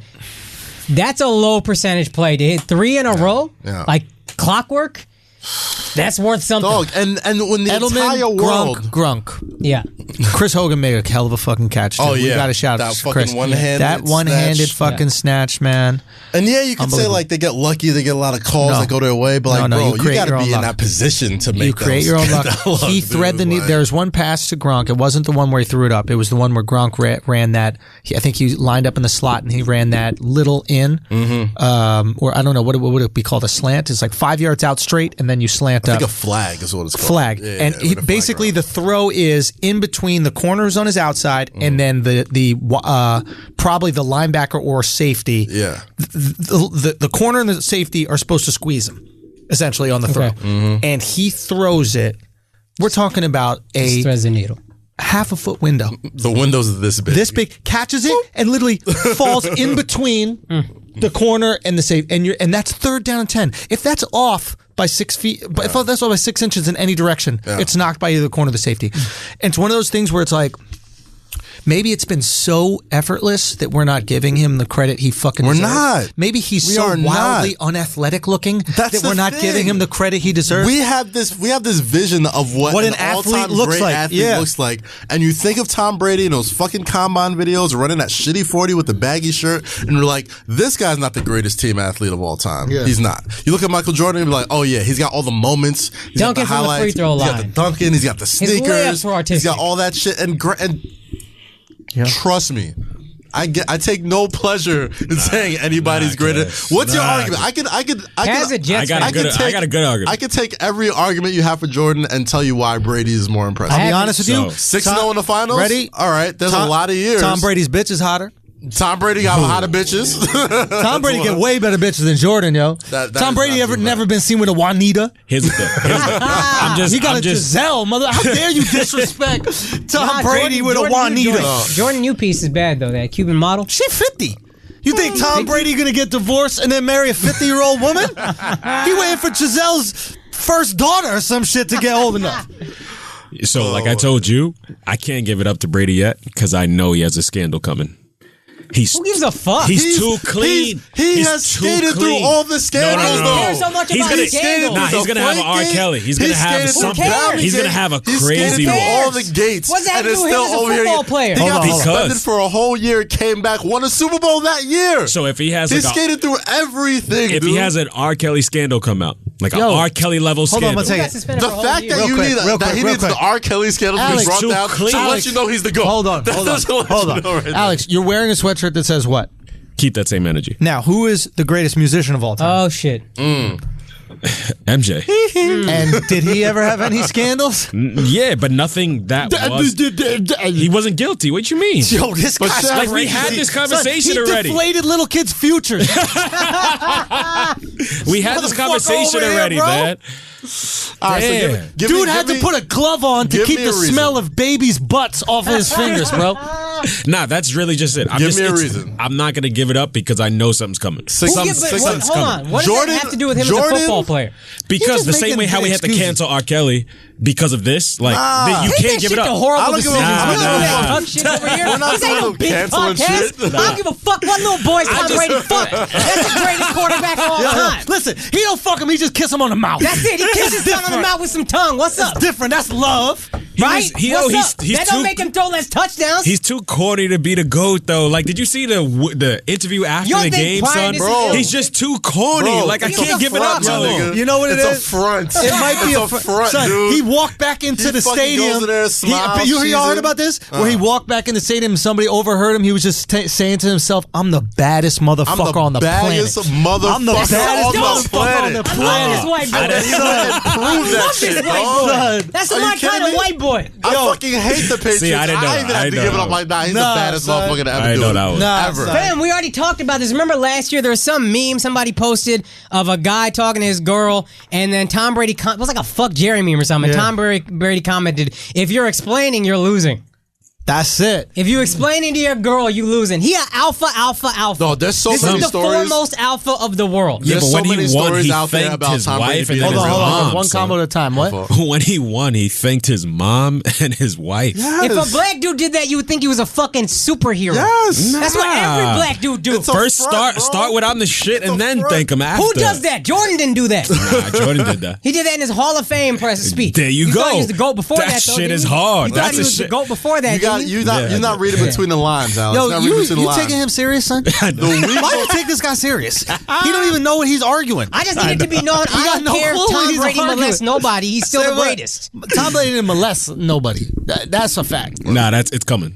It's never. I don't give a It's fuck. coming, I'm son. letting everybody know Why? right now. I Just don't remember, give a fuck. I said it first. That's it. What's coming? What could he possibly it's coming. do? He wear That's Uggs. it. You're not gonna molest He's- nobody in fucking Uggs. It's He coming. is a Super Bowl winning face of the league who routinely sweeps shit under the rug with a supermodel wife from Boston. Do you think they're ever going to cancel him for anything Can ever? we just back up for 1 second? Never. He knocked up a girl and then broke up with her while she was pregnant, and then married a Victoria's Secret model. Not even a Victoria, the Victoria's If Secret. Tom Brady isn't the blackest quarterback, I don't know who the fuck is. This dude is the GOAT. Show some love, bro. Go, bro. This All right, one maybe need I gotta Tom Brady. reevaluate. This one- He's the GOAT, bro. You got to give it up. I hated on Tom Brady Tom my Brady whole started life. bitches be tripping. I grew up a Jets He literally fan. started his shit. My baby mama bucket. I'm getting rid of this bitch. Give me one from Brazil. This one I knew Tom Brady was a real motherfucker. Is I remember the year they went 16-0. They lost thanks to the Giants, but some Pittsburgh Steelers cornerback was saying he's not that great. We're gonna beat him. Tom Brady's overrated. Whatever. Tom Brady goes on the radio. Is like, all right, we'll see what happens in the game. Throws the first 2 touchdowns on him. And then after the first touchdown, he runs up to him and starts talking shit in his face. No quarterback is doing that. Every other quarterback is like, yeah, talk is cheap. We'll see what happens, whatever. Throw a touchdown, maybe give a smug bitch-ass look. Tom Brady went in that motherfucker's face and started jawing It's a at him. front, dude. It's a like front. judge me by my game, not by my post-game interviews. You judging him by the post-game interviews. I just judge wanna him see by a what little he's saying Tekashi, during the son. game, yo. I just like that Tekashi shit. Just show me a no. little He something. is You're not Tekashi. reading between the lines. You gotta watch him during the game. He does I'm shit just missing. like what Akaash said. Yeah. He does shit where you're just like, oh nah, that's a savage motherfucker right there. Have you ever seen him mic'd up? I don't think so. You gotta watch. You him want to like know that. why? Because it would destroy everybody's image of Tom Brady. Because he's How up many- in everybody's face How telling them many they ain't times? fucking shit. How many times do you see a black quarterback in the media getting fucking rang out? Like, oh my god, look at this guy. He can't compose himself on the sidelines. Yeah. The first thing that black athlete does all the time is show videos of Tom Brady flipping out on everybody on his fucking team. It's like, how come we don't come out Tom? Tom's been to 9 fucking Super Bowls. Like he can do that shit. This is one thing in argument against Brady's greatness. Yeah. This dude on the ticket always talks about it. Brady has now played in 9 Super Bowls. He has played in his 18-year career more Super Bowls than he has road playoff games because they play in a dog shit division. So they are pretty much guaranteed 6 wins every year. The Jets have not been good in a half a century. The Bills have not been good since the early 90s. The Dolphins have not been good since the 70s. I have an argument for that. Yeah. So, and I still think Brady's the greatest, but that tends to get you a 1 or 2 seed, and you don't have to play many road playoff games. And the Patriots aren't great on the road. I did say I wouldn't pick them, but I wouldn't bet against the Patriots just because Mahomes was too young, I thought, to win it all. But he didn't play. He's played in 8 road playoff games in an 18-year career. Real quick, we should shout out Jim Kelly for overcoming cancer for the 4th time. Oh, word. Shout out to Jim Kelly, man. Yeah, I mean, that's pretty amazing. Yeah. Like, Kelly the dude tough. couldn't win a Super Bowl in 4 tries. but somehow managed to beat cancer, Good for son. you. This Good for you. motherfucker. I couldn't figure it out. Sometimes you got to get the real wins that count. You know what I'm saying? Like, Give him for it. After he lost the 4 Super Bowls, like, God, come on, son. God was like, don't worry, I got you, bro. as long as you don't diagnose him with Emmitt Smith, he gonna be just fine. That's an inside football joke. That's a deep cut. Nah, so the division, right? Yeah. Like, that's to say, like, First off, the NFL has like this is the division argument. Turned. Just explain where we're going. Saying that the reason why Brady's been there is because he hasn't played a lot of road playoff games because he plays in the shitty division. Right. The NFL has been built off of parity. Right. The sun could shine on the dog's ass at least once a year. Like the fucking Jaguars were this close from being in the Super Bowl last year. Look at them now. You know what I'm saying? So it's like to say that the division is whack. That's not a knock on the division. That's just because Tom Brady has made these motherfuckers look whack every fucking year, dude. Like, now, that's a valid every point, fucking year. If Blake Bortles was this close from being a Super Bowl quarterback, what's the difference between Mark Sanchez, from Tyrod Taylor, from Ryan Tannehill, from all these bum-ass quarterbacks who go to the Super Bowl, maybe not this year because Jared Goff's pretty good, but once a year. There's always at least one quarterback like goddamn like Joe Flacco. Joe Flacco was a motherfucking Super Bowl quarterback. Right. What does that really tell you about anything? You know what I'm saying? Tom Brady has just been bitching motherfuckers his entire career. That's valid, but he only plays them 2 games out of each team. He plays 2 games out of 16. So the Dolphins to be shitty for so long, you only play the Patriots 1/8 of your games. But that being said, they still do have to win. They still have to win. They still have to win in the playoffs, right? And winning is not easy. And you're not going to play at home in the Super Bowl ever. Right. So, or rarely, right? That's pure luck if you are going to do that. So that's valid too. So the Super Bowl is a road game. At the end of the day, the Super Bowl is a road game, and you're going to have to beat the best team from this other division who might have way more competition, but they still got to beat that team, right? And he's pretty exceptional at doing that. And you know what's crazy? Actually, every one of their Super Bowls has been decided by the final possession, pretty much. Which is insane that he's 5-3. Yeah. Given the circumstance. He's a handful of plays from being 8-0. Son, we're talking about a missed field goal. We're talking about David Tyree not catching a fucking football off his helmet. Yeah. Like, this is... Now, granted, he's going to have some plays. He's going to have some plays as well. Yeah. The Tyree thing is the one luck thing. I think the Eagles outplayed them last year, which I hate to admit. I thought the Eagles deserved that win. Okay. The special's a fucking great play, all that. And then the Giants... last second drive, but I was just like, they just make the Patriots look not like the Patriots. Yeah. That's just what they did. Yeah. And that's the only way to beat them. Tom Brady 0-3 against the NFC East in the Super Bowl. Isn't that crazy? Why is that? That's all his losses. I don't know. I mean, I think he just went up against good defensive lines, and this could be interesting weather, maybe? for the Rams. But the Super Bowl is going to be where the Super Bowl is. I don't know. Maybe those teams are just used to. So I don't those know. teams, what all of them had in common, this is something my boy Pete brought up, is all of them get pressure with just their front four. And that seems to be something that, now I said this about the Chargers and he ate their ass for like it was nothing, but that seems to be something that can give Brady trouble. I think it gives any quarterback trouble. Yeah, but especially, you don't need to just hang everybody back. Your front four gets pressure. Right. The Eagles had 8 great defensive linemen just rotating. Right. So they're always fresh. Right. Giants had Strahan, OCU Manora, Justin Tuck, and whoever the fuck else they needed. Yeah. The NASCAR package. Yeah. Remember that. Yeah. No, that is a great point. And then the you get to have that. Yeah, and if you get to sit people back, you actually get those linebackers can kind of place themselves in position to stop those quick 5-yard outs that they eat on all fucking game long. Right. That is very interesting. But if you can't get any push on that defensive line, you're fucked. No. Brady's going to eat you alive. You know who I think the Super Bowl is going to come down to is Sue. If what is his name? Ndamukong Suh. Ndamukong Suh. If Ndamukong. The end is silent. So it's Ndamukong Suh. If Ndamukong Suh. Is that Nigerian? I think it's Cameroonian.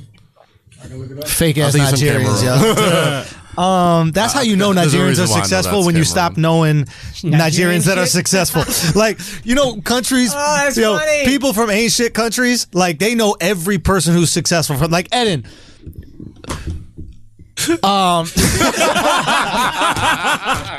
He's like, where are you from again? Ed is from Nicaragua. Okay, do you know who's your most famous athlete? Damn, y'all India, Saddam Singh. No, you know what's it called? Boom, boom, boom. The boxer, Ricardo Mayorga. There you go. Right, but whatever. You're too American, I guess. But motherfuckers that are from a country that's really small know everyone that made it out. Like even Canada. Like Canadians know every famous Canadian, and they love to remind Ryan Gosling's really from Vancouver. Who gives a fuck, motherfucker? And those really with the Haitians too. Of course. Haitians always, Usher's Haitian. Usher's not Haitian, bro. but if he got like 10%, he's like how white people are, like, I'm actually Spanish. But that's how many successful Nigerians are now. Y'all lost count. But he's not Nigerian. He's not. I'm pretty sure he's from Cameroon. We wouldn't know. I know for a fact. All right, fact. Fine. I anyway, say why. Brady Wait, you want to say what? No, okay. You want to deal with that Cameroonian smoke? No, I really do not. So I think Sue didn't have a great year, but all of a sudden in the playoffs, he just started tearing all that everything matters. up. And it seemed like, again, dude from the ticket has a theory. Wade Phillips, the defensive coordinator, told Sue, just don't take it easy. We're going to be fine until the playoffs. Save it. Now he had 2 great games, and then he gets a week off, and then he gets the Super Bowl. It's on. So if that's what it was, and he's rested and ready, and he can raise hell with Aaron Donald, who I assume is just going to do what he always does, that could fuck Brady up. Yeah. I don't know who I'm rooting for in this game, which is weird for me. Normally I have one very clear, like I want them to win. I want neither of them to win in a weird way. Yeah, I'm still never going to root for Tom Brady. Let's keep it very Boston clear. had the craziest, for as much as they bitch and moan about having bad luck, they have the craziest string of sports luck any of us will ever see. Fucking hell. But at least they know and love sports. LA, 10% of you know and love sports and act like the whole city knows and loves sports. Yes. 90% of you are never going to make it actors. Y'all love sports like women love their new friend.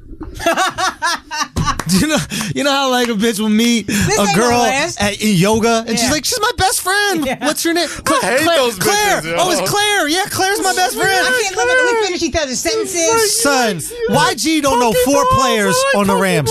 YG up there dancing and shit. Because they know the same gang members. That's it. That's very Yeah, you know Marky Mark or whatever his name was on the streets. Nah, fuck that. None of them know jack shit, and they're all celebrating and whatever. Do your fucking thing. But at least 2 things. 1, at least Boston loves their teams, Yeah. and 2, at least they know them. Right. Even these ugly Boston chicks up there know the players on the team. Dude, that's a sports culture over there. I couldn't. If Julian Edelman could walk in right now, I wouldn't know clue. who he is. About you, Chris Hogan? I don't know. You're one of the white guys. Tom Brady throws. We got no I fucking would think he clue. was a fucking barista. I'd be like, yo, barista in good shape. That's why I feel so bad about, like, you ever see those viral videos where it's like, it's like fucking, I don't know, like Nick Foles working undercover in a fucking store. Yeah. And he's like selling the jerseys. Like, dude, nobody knows who the fuck NFL players look like. Bro, that is white privilege, bro. Is that you could be a multiple Super Bowl champion and not get pussy off of it. You gotta prove. No, come back to us. I'll show you the rings. I'll show you the rings. No, I could walk around, just walk around in the city during NBA draft week. And get some sort of residual pussy just for being tall and black. And it's like, I know him. Bro, every summer league. for the Rockets. Son, it's so funny. Whenever I'm in Vegas, there's all these dudes that clearly are there to get the residual pussy. Like, you're not on a team, bro. Your knees are touching when you walk. We know for a fact, but these girls at the club have got no clue. No fucking clue. Tall black guy? Meal ticket. Yeah. Facts. Super facts. I hope it never changes. So we're saying Brady is better than Jordan. I don't even know if I can Brady go is there yet. But there's I a think you got a case. son. For the longevity alone. Yeah. Then on top of that, what do you want to do? You want to do stats? Brady owns all the stats. Do you want to do rings? Brady owns all the rings. Do you want to talk about? And it's harder to hit for him to get those rings. It's harder for him to get those rings. That. Yeah. He plays the hardest position in team sports. Yep.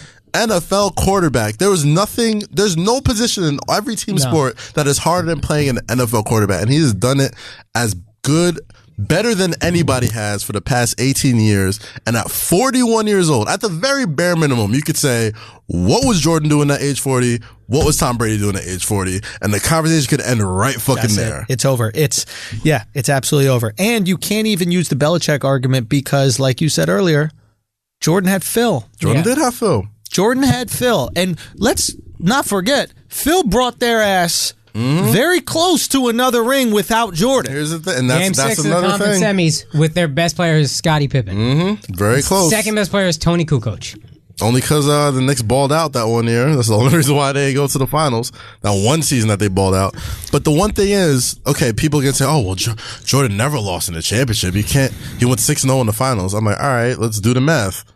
How many seasons did Jordan play? 15, 16, 17? It's a lot of seasons that I he make didn't this make argument the fucking too. playoffs. Exactly. It's like if you lose in the conference finals or you lose in the first round, that also counts as losing in the finals. That fucking counts. Exactly. Because you didn't get to the finals. You got to fucking get there to be You got to be That's in it to why I fucking hate win it when people knock LeBron for that. It's like, if you don't even get there, that's still an L. Exactly. Why are we counting only the L's in the finals? Nah. Exactly. It doesn't make sense. All right. Listen. Let's transition.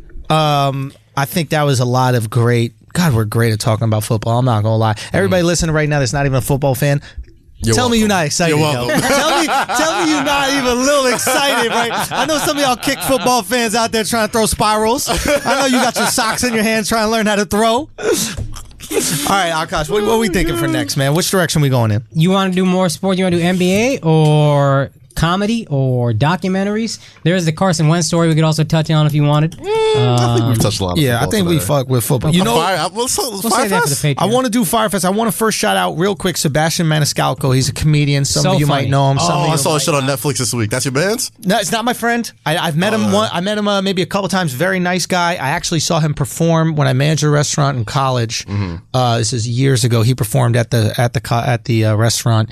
They had a comedy night there. It's actually where I started, and he was absolutely brilliant. And he just sold out 4 straight shows at Madison Square Garden in the round. Okay, 4 shows in the round at Madison Square Garden. Explain That's the probably difference. So the difference is when More you seats, perform, right? it's more seats. Yeah. So essentially, like when you perform just on one side, you lose all the seats behind you.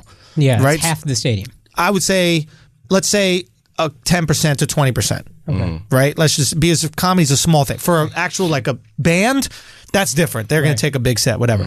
But when you perform in the round, you got literally, I bet there's 20,000 people there, maybe more. 4 of those, 80,000 tickets. Right. There's a video, a friend of mine went and she showed me there's fucking smoke shooting up. It's like when Kevin Hart. Yeah. It's like when He's Kevin Hart. doing Kevin Hart shit. So here's the thing that's amazing. He's doing Kevin Hart shit, right? Kevin Hart, obviously we know from television. We know he had multiple television shows, multiple movies, right? We know about Kevin Hart from all these things. What movie do you know Sebastian from?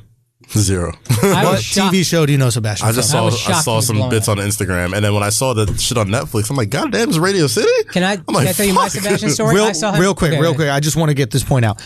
This is the guy who sold out Madison Square Garden 4 times. Yeah. The guy has done it without traditional TV or movie or industry backing. The guy's done it all on the strength. It actually started on Facebook videos. He just released some of the act on Facebook, and it actually was so good and it resonated. And he's been doing this for a while. He's been doing. It's not like out of nowhere. He's been doing theaters for a while. slow burn. It's been a slow burn, but he's been burning. But the one I think chance, the big shout out opportunity he got, he did Vince Vaughn's Wild West comedy tour that was in Over a theaters decade ago. over a decade, and 4 other people did that with him, and their careers aren't where his is. He resonated. It shows you 2 things. 1, the cream does rise to the top. And 2, the industry has no fucking clue what they're doing because they try to make a pilot with this guy every year and they can't make it happen. He sold out the Garden 4 nights in a row. They can't make it. And they just can't wrap their heads around what to do with him. I'm telling you, the game is completely transitioning. That's why we're doing what we're doing, obviously, on YouTube. And I just love to see him as a prime example of what happened. Now, you were saying with your story. So I saw him after you. Yeah. You saw him first. Don't forget. But I remember there was a black show at the Comedy Store called Trippin' on Tuesday. This is 2007 probably. And he's not, Sebastian at this point is not, now he's this amazing performer. Like his physicality is crazy. Right. I saw him, he wasn't there yet with that, but I'll never forget, he comes on stage, this white dude in an all black room, and Trippin' on Tuesday wasn't super hood, but it was definitely a little hood. Yeah. Comes on stage, dead quiet. And he just walks the stage a little bit, just soaks in the silence. And then one black girl's like, woo! And then he's just like, I like that.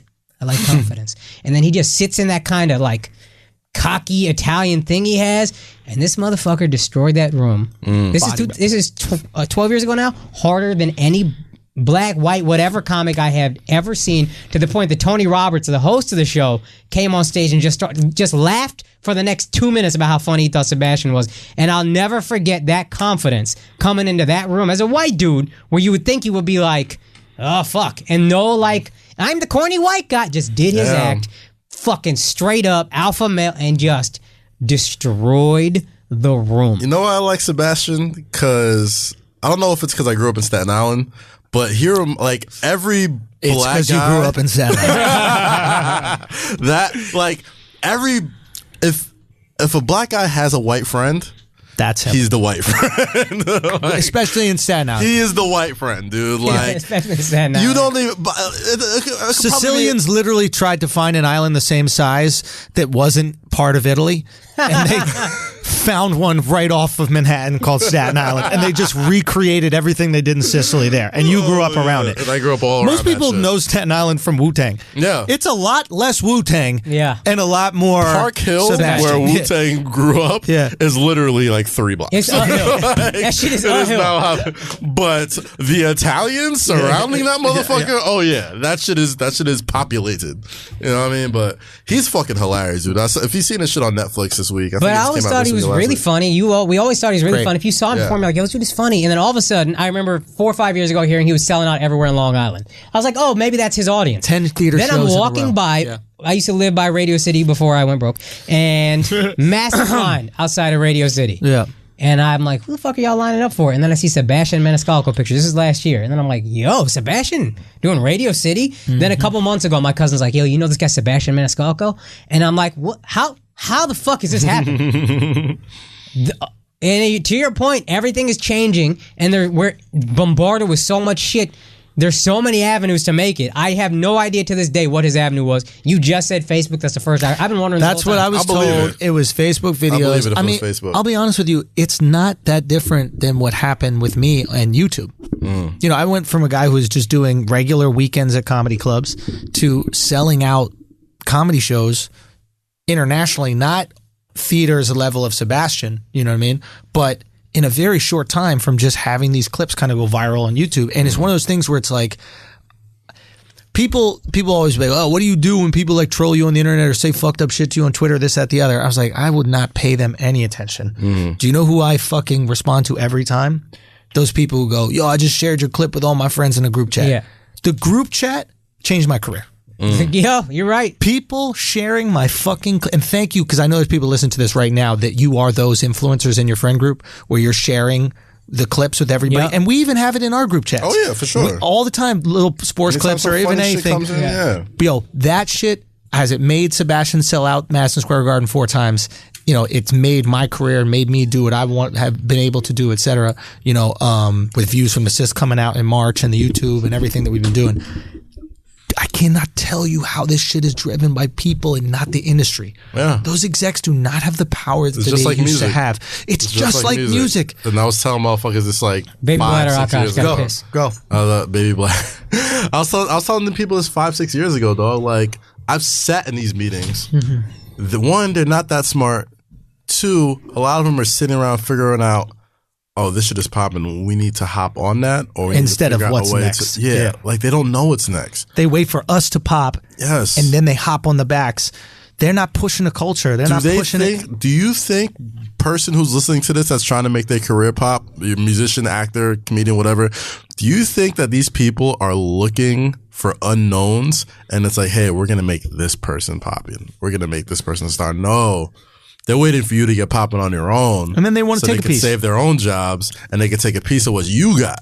You know what I'm saying? I know it takes a lot of balls to just like trust yourself and trust the process and be like, listen, like, I've seen it happen way too many times to not be like, hey, man, if you got some shit that's working for you, do it. Do that shit, bro. Because they're not making money like they used to. No. Back in the day, they'd be making so much money that they would take chances on artists. Yeah. Right? They'd be like, oh, I think we could do something with him. They're like, oh, this worked. Let's make 5 more of those. Boom, right? You know what I mean? But now, they're penny pinching so hard because not only music, comedy, and TV, all that kind of stuff. All forms of entertainment. Everything, because the power is really going back to us. We could create a fucking Patreon the size of our Patreon without the execs, just straight to the people. We could create this podcast. We could do these things, right? So now that they're penny pinching, they can't take those risks no more. Nah. They got to go, oh, you sold out the Garden 4 times? I think we can make a show with you. Oh, you think? Oh, you think when I got 80,000 people to come out in 2 days that you can fuck yourself. People might do you think people might like the product I'm putting out? They're gonna try and convince you to let them get a piece of your pie. Let us help you. And make it seem like it's good for you. Bro, it's in some cases it might be. Some cases it might be. Some cases they will bend over backwards and give you all types of fucking percentages and free fucking producer, all that type of shit, whatever. In some cases, you might get lucky. They will bend to your will. A lot of times, they're just trying to cover. Make them bend. Make them fucking bend. That's what I said. It's crazy. I just heard about Sebastian today, and Oh yeah, his friend. His friend was telling him. Yeah, like I was just surprised because I've never even heard his name before. Yeah. And then I was like, oh, who's this? Some young new comic or whatever. He's like, nah, I think he's like 40s, mid 40s. I was like, why are you listening to him? I was like, nah, he's the dude right now. I'm like, yo, this is like reminds me of like Dane Cook-esque, but he's actually like this guy got the juice right. Like, that's what's up. I don't want to compare him to like Dice Clay or something like that, but like because he's not as like he's not like a gimmick, polarizing. You know what I'm saying? Yeah. Like you could tell he's just being himself. Well, more so, he's not as blue. Yeah, and he's not. Dice was very blue, and he was saying things that would possibly offend people. You're not going to be offended at. Yeah.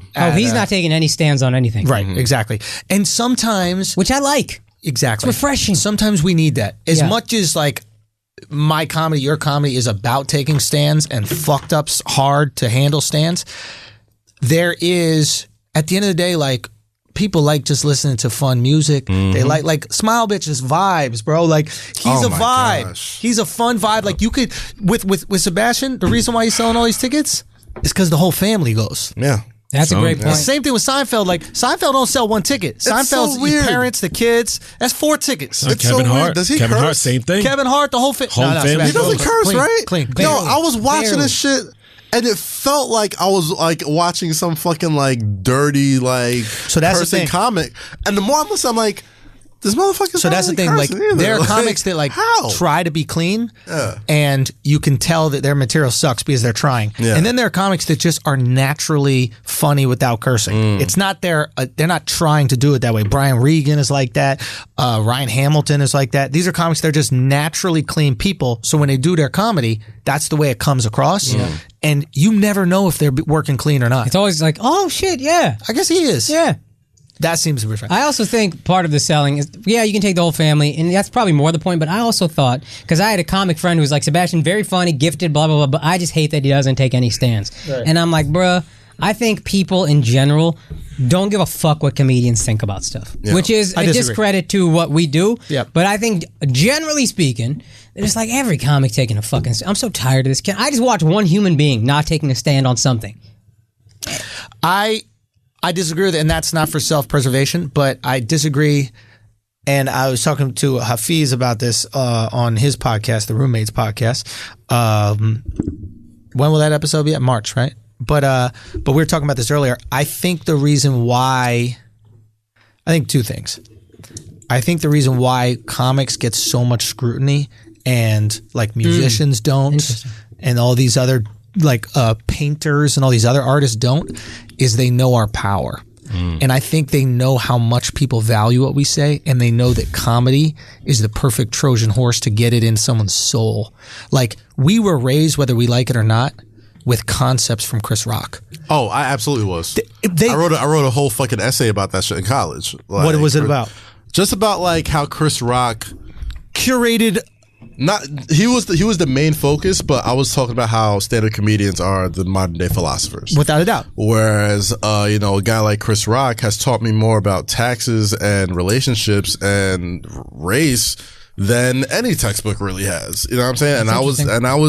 And the reason why, to follow up your point, comedians have much more power than musicians is because you got to kind of speak the language of a musician to understand the language of a musician.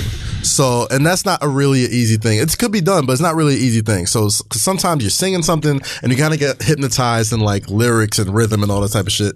And sometimes you can just enjoy the song and not really care about the message. And lyrics can be super abstract. Comedy has to be concrete. Comedy is in your face. True. It is words. It is a speech. And when you're laughing, there is a cosign to that. It doesn't necessarily mean you agree, but you're accepting these ideas, right? Like right now, whether we like it or not, in our heads, every single one of us is, why don't you just make bullets expensive? Yeah. That's in our head. Yeah. Chris put that in our head, right? Like, there's so many bits that we can look back. Black people versus niggas. Son, fucking. How old is 15 really from Chappelle? 15 really? Right? Like, there's bits that are literally, I mean, countless Patrice bits that Akaash and I, and I'm sure you listen to Patrice at all, but like, that resonate I test with every us. Relationship with Elephant in the Room. Perfect. Like, if we can't laugh at Elephant in the Room, this isn't going to work. Son, the bit about when the girl's talking on the phone forever, you are raping my time. You know how often I'll be on the phone with a girl like, like I roll the eyes back like, you really raping my time, man. So My point is like, Shorty I think watched the Harassment Day for the first time. Amazing. Yeah. You got some nice titty meat. And, the best laugh I've seen. Yo, but the thing is like, I think they might not even realize why they're afraid of us or why they fear us, but it's because we have this power to use comedy to get ideas, not only in your head, in your heart. They affect the way you live and operate around the world. Like you said, it's like you learn about relationships and stuff through us because that laughter is the best. It's the spoonful of sugar. Helps the medicine go down. Like that's what it is. So it's like, I think a lot of times people look for comedians to tell us how to be, because if you're doing comedy on the most elite level, in my opinion, you're talking to someone's feelings, right? The reason why I can talk about trans or whatever, Me Too or any of these things, right, is because whether we like to admit it or not, all of us have the same feeling. We wake up and we feel something, right? They're like, we need to have 40 different genders, right? And all of us go, we really need 40 different genders. And then we pretend to feel the way our group feels so that we can stay within the group and have a community. But our inside feeling, our 99% of us all have the same inside feelings. So if you can tap into those feelings, Harassment Day, right? That's a feeling we all have, right? The bullet shit, that's a feeling we all have. If you can tap into that. Not just harass you, just, hey, nice titty right there. Like, everyone relates to that. Son, it's like, when you can't comment on what's in front of Bro. He had some shit about how men are just cool. Men are just cool. Like if a guy, what do you say? If a guy brings you if a waiter brings you onions at a restaurant, you want onions on your burger. Women are just think it's some conspiracy. These wretched onions. And then a guy just like, you see this, huh?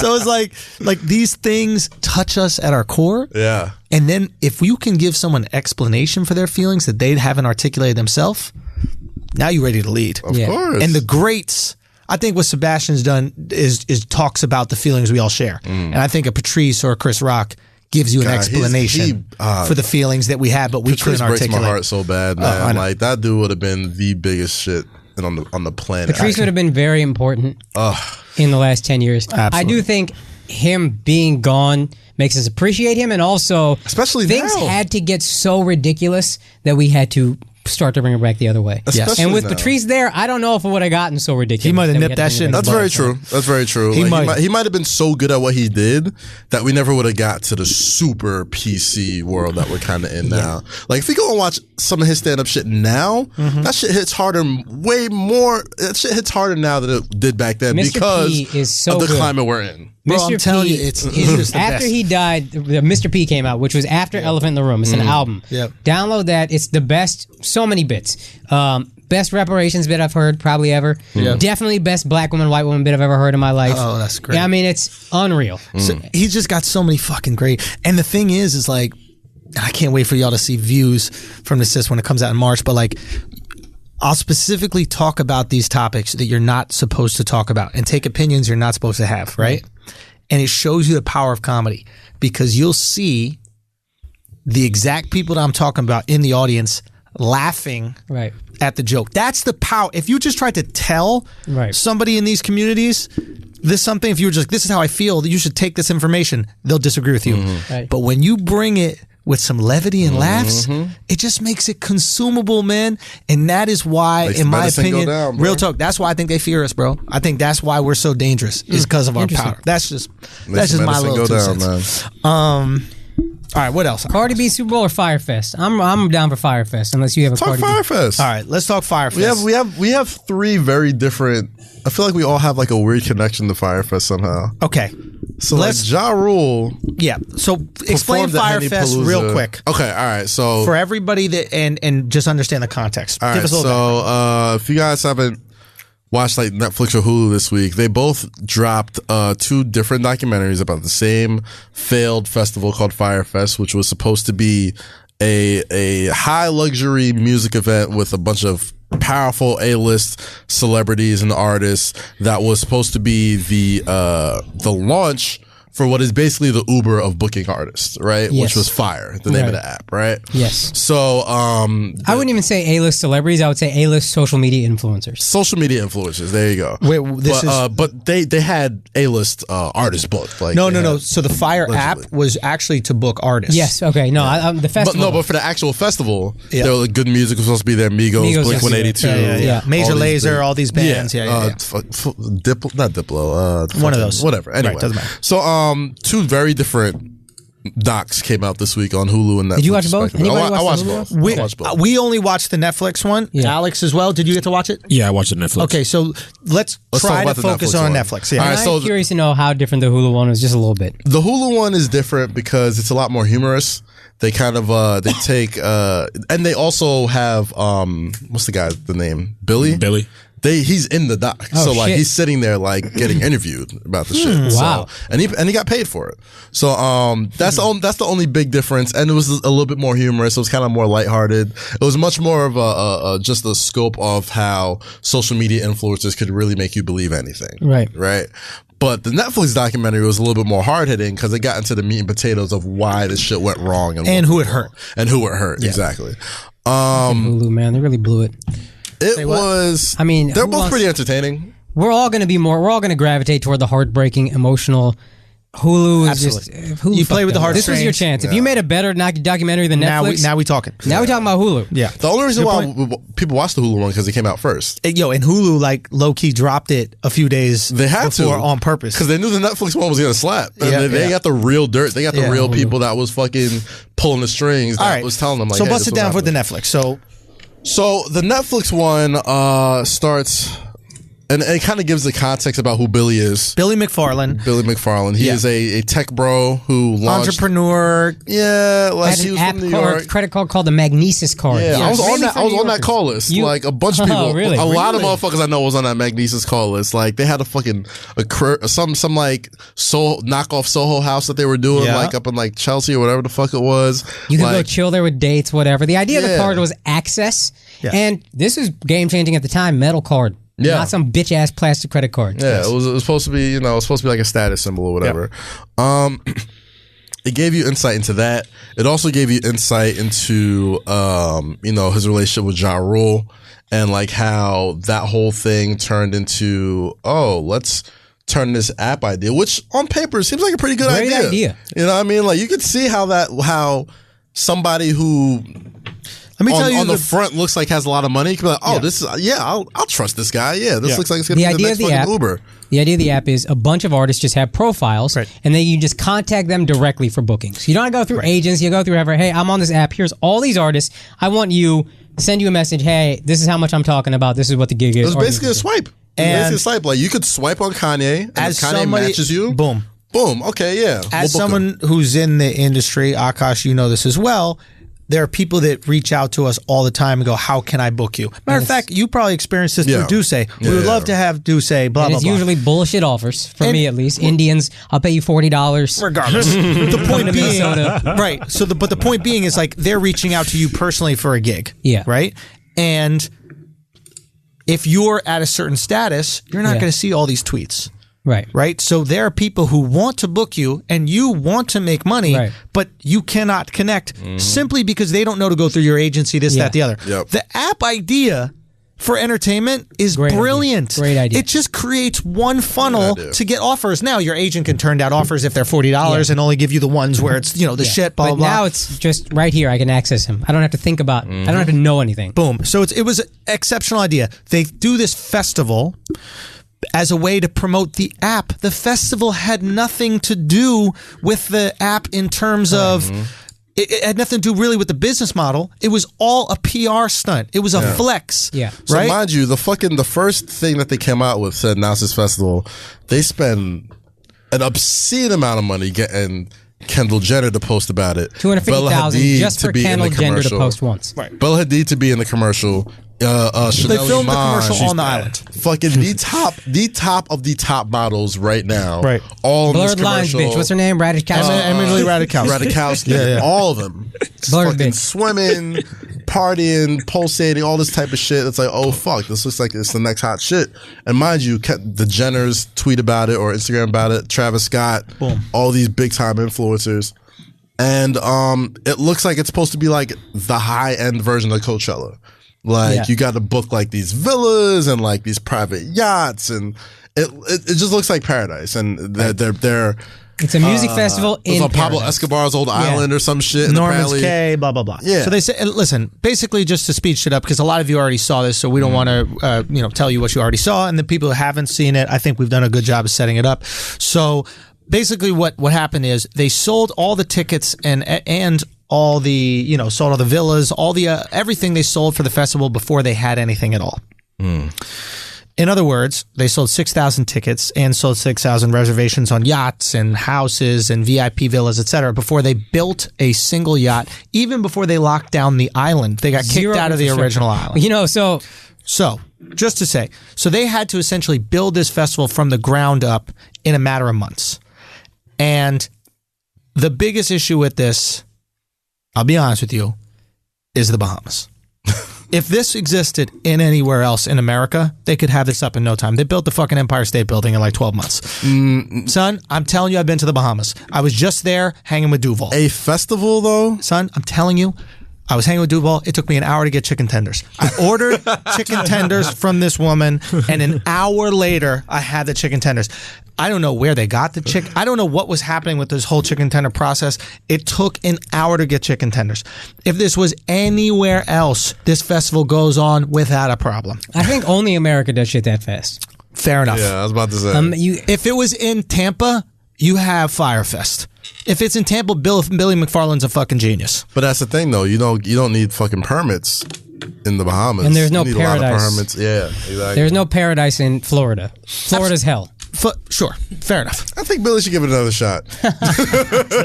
He will. I don't deny that. Listen, but what he's not going to get any better advertisement than he's gotten this week. He's got to give it another shot. So what I wanted to more talk about with FYRE Festival, right? And I had a friend of mine who actually went, but I really just want to talk about a couple things just surrounding this. Like everybody who went there and then got fucked over, etc.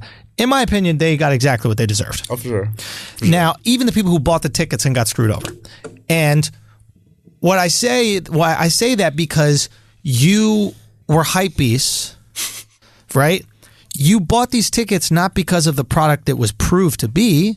You bought these tickets because... You couldn't miss it. The FOMO. You bought the Supreme brick. Yeah. And now you're upset that you have a brick.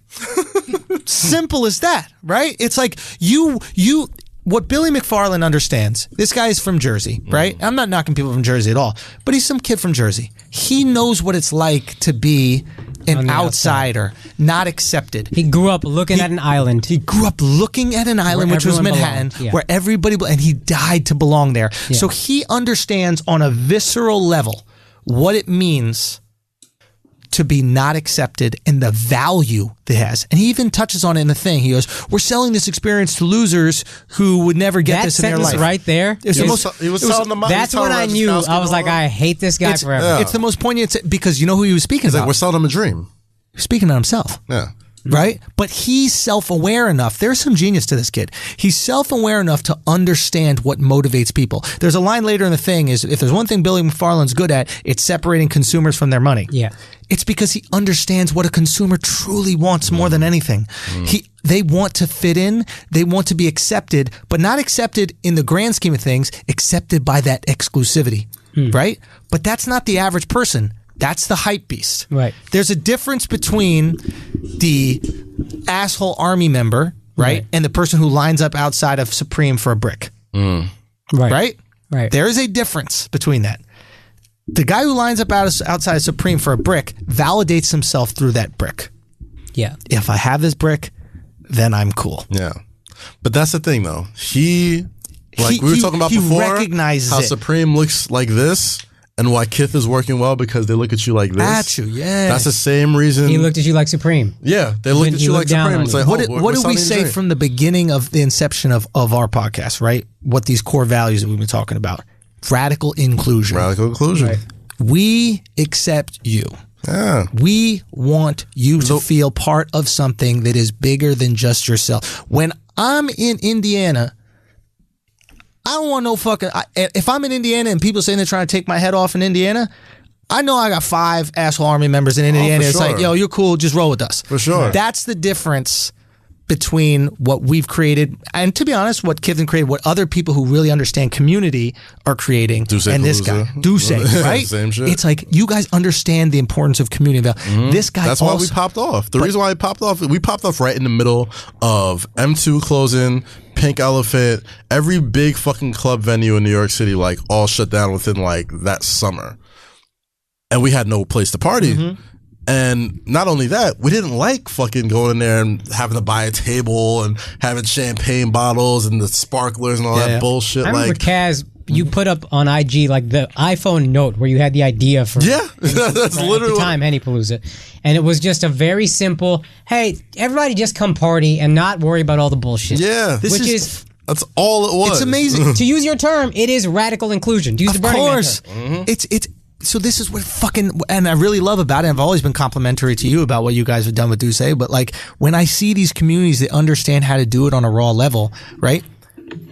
People, how different the value system is, right? Like people that are in the asshole army, right? People who fuck with us, they don't care if someone else walking down the street doesn't know what keeping it tight is and throwing up the asshole is. We prefer it. They don't care. They don't care if you read a Flagrant 2 shirt and have no clue what the fuck it is. We don't care. We're in this because it's something we built created together and we want. And if no one else knows, we don't give a fuck. FYRE Fest only has value if other people desire to be a part of it. Right. You're not living for yourself and for your brothers and your community. You're not doing this party Duce that started in a fucking basement, right? Because y'all want to party together, right?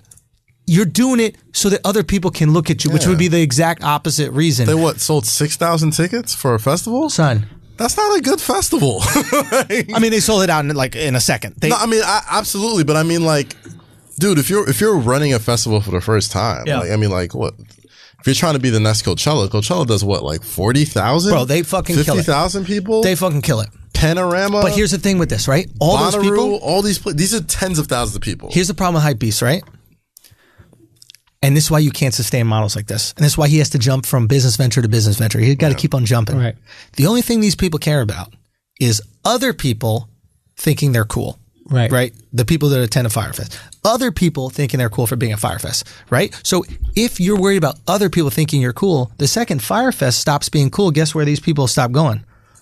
FYRE Fest. Yeah. Because they're seeking the cool. When you build something insulated within yourselves, when you build a community, that never goes away.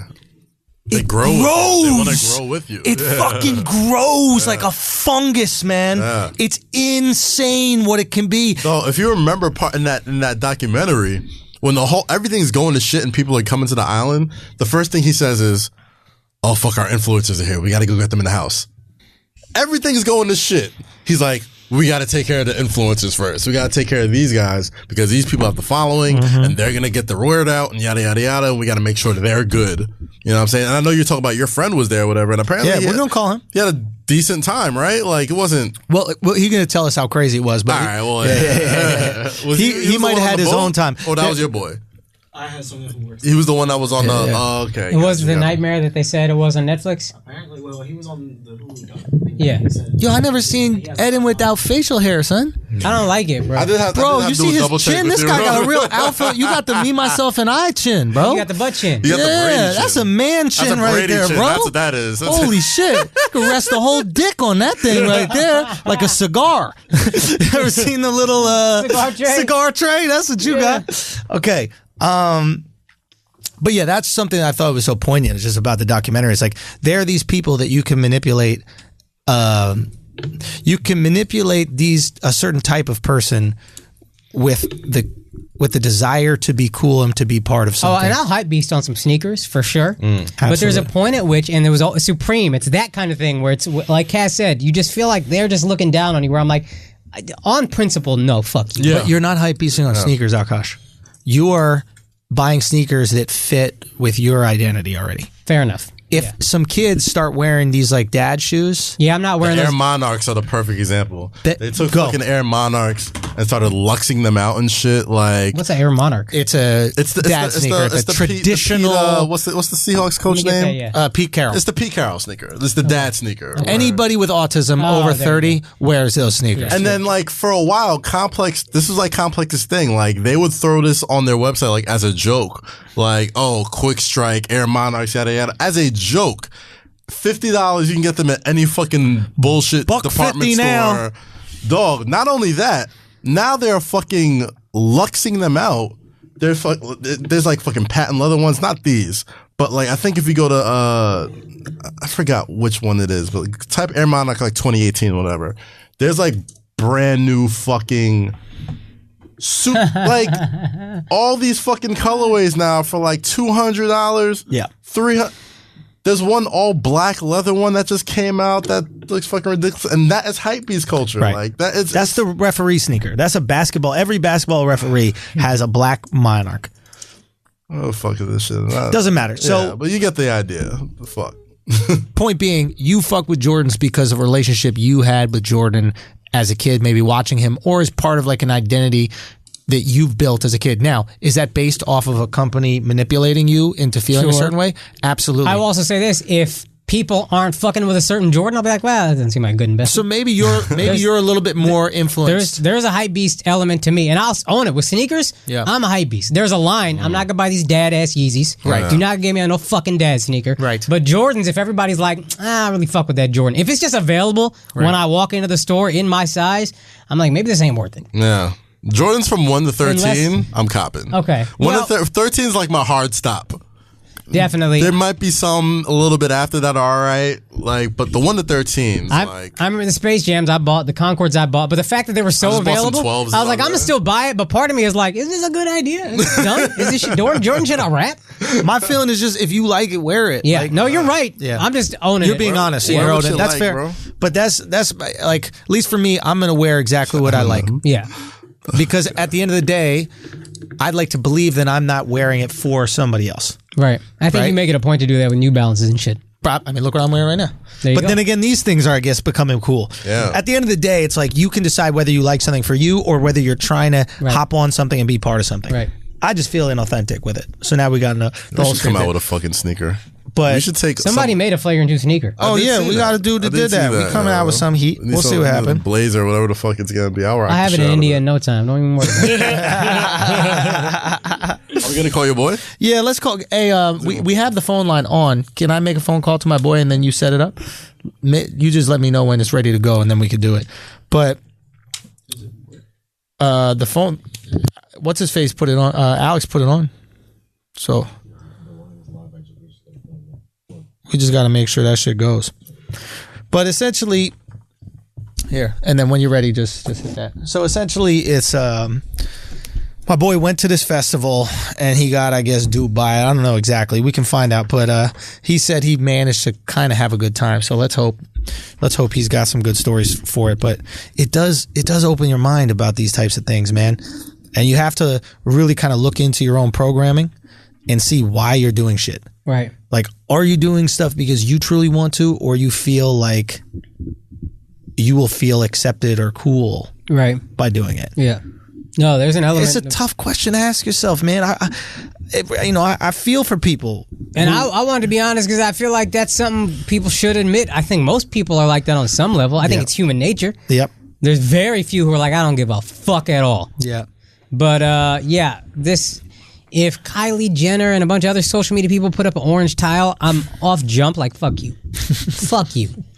Fuck about They were all this. getting sued. You for, like, are. You're a smart Yeah. guy. There's so many people that just need You know what's direction. going to be interesting? That's gonna be like, oh God, what is that? I need to be a part of You know what's going to be interesting? So we know how much Kylie made for that post. We also know, who was that black lady, the Bahamian lady who lost $500,000?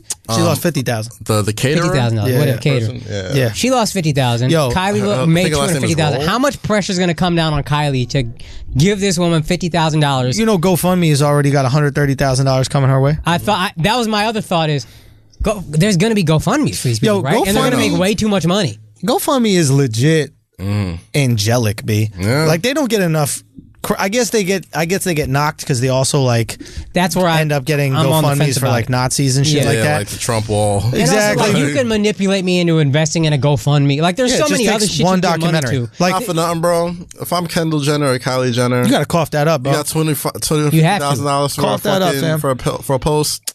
You don't need that, bro. Cough that up, yo. You don't need that, bro. Cough that You up to good. Shorty because Katie's mom was looking very emotional in that shit, bro. That she was. I was like, man, Yo, you're not listen. feeling like an MVP right now. You're supposed to be the MVP. If there's any time to mobilize the asshole army, it's right now. Yo. Oh, she got her money. Oh yeah, No, she got 100,000. She good. Get at Kendall. Get at What you talking about? Kendall. Get at Kendall. Oh, get at Kendall. Get at Kendall. Yeah. Call him that 250 do the right rack, thing. bro. Give that money to our Patreon. Everybody's telling Ja Rule he need to cough up the money. Nah, bitch. Get Kendall Jenner. We know Ja don't got the money. First of all, we should have listened to 50 from the beginning because 50 told us about Ja from Yep. jump. Yep. The Yo. moment I saw Ja Rule was part of that, I was just like, nah. Yo, Berman. Hey, What's up? hey, man, this is my boy Zach Berman. Zach, you're here with the whole Flagrant 2 crew right now. Yeah. Akaash Singh, Real Life Kaz in the building, and then we got Alex and Eden right there. We got Benson, we got Hafiz. The crew's growing. So this is one of my oldest friends. Zach and I spent summers together back in the day from our, I don't know, we were probably 7 years old or some shit like that. Is that right, Zach? Yeah, it goes back pretty far. Long time. This is way before Zach was fucking all the waitresses in New York City. So Zach, you a New York City kid too? no, Zach's from Virginia. Oh shit. Yeah, but he was spent summers I lived in the city for 11 years, but now I live on Fire Island now. so he's out there on the island Oh, now. so you're gay. Word, even, that's what's even up. in the winter, yeah. So Yeah. Zach, so you went to FYRE Fest. We were just talking about FYRE Fest. The first question is, why did you end up there in the first place? All right. So one of my friends met a group of people. It's a big group of people that are kind of our age, in their 30s and stuff, and have some, money and good jobs and shit. And they kind of travel and go to like big music festivals and concerts, and like they do yacht week and all this stuff. And so my friend met them on a yacht week, and he came back from there and met some people that lived in New York and stuff. And so they had like a get together, and I joined them and met some of the people that were on this trip. And then so a few weeks later, they were like, we're going to this thing called FYRE Festival. It's $800. You get a flight to and from the Bahamas from Miami, and it's 4 nights and 5 days. So I was like, fuck it, yeah, let's go. Okay, so they put you on. You decide to go. Obviously, you didn't do any Googling or looking it up, so you just end up in this situation. I saw you in the Netflix documentary. I watched it last night. There's a point where you're like on the little bridge. Not the little bridge, like the little dock. Drinking tequila? Yeah, when everybody else is drinking tequila, he was just there. He's got long hair, and he's just kind of like vibing, dancing. So that means you were one of the first people that got to that situation. When did you know it was fucked? At what point did you know that this thing was not going well? When they loaded us onto rackety school buses. Oh shit. So when they put you on the school buses, you're like, all right, we're about to get fucked.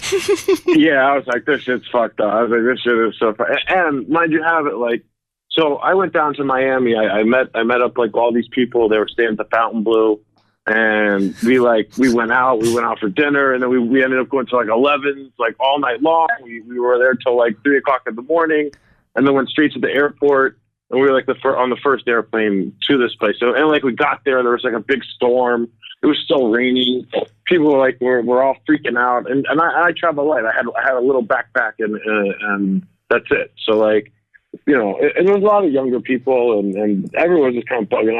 I'm not big, so I just fucking was like charging through people and like, fucking.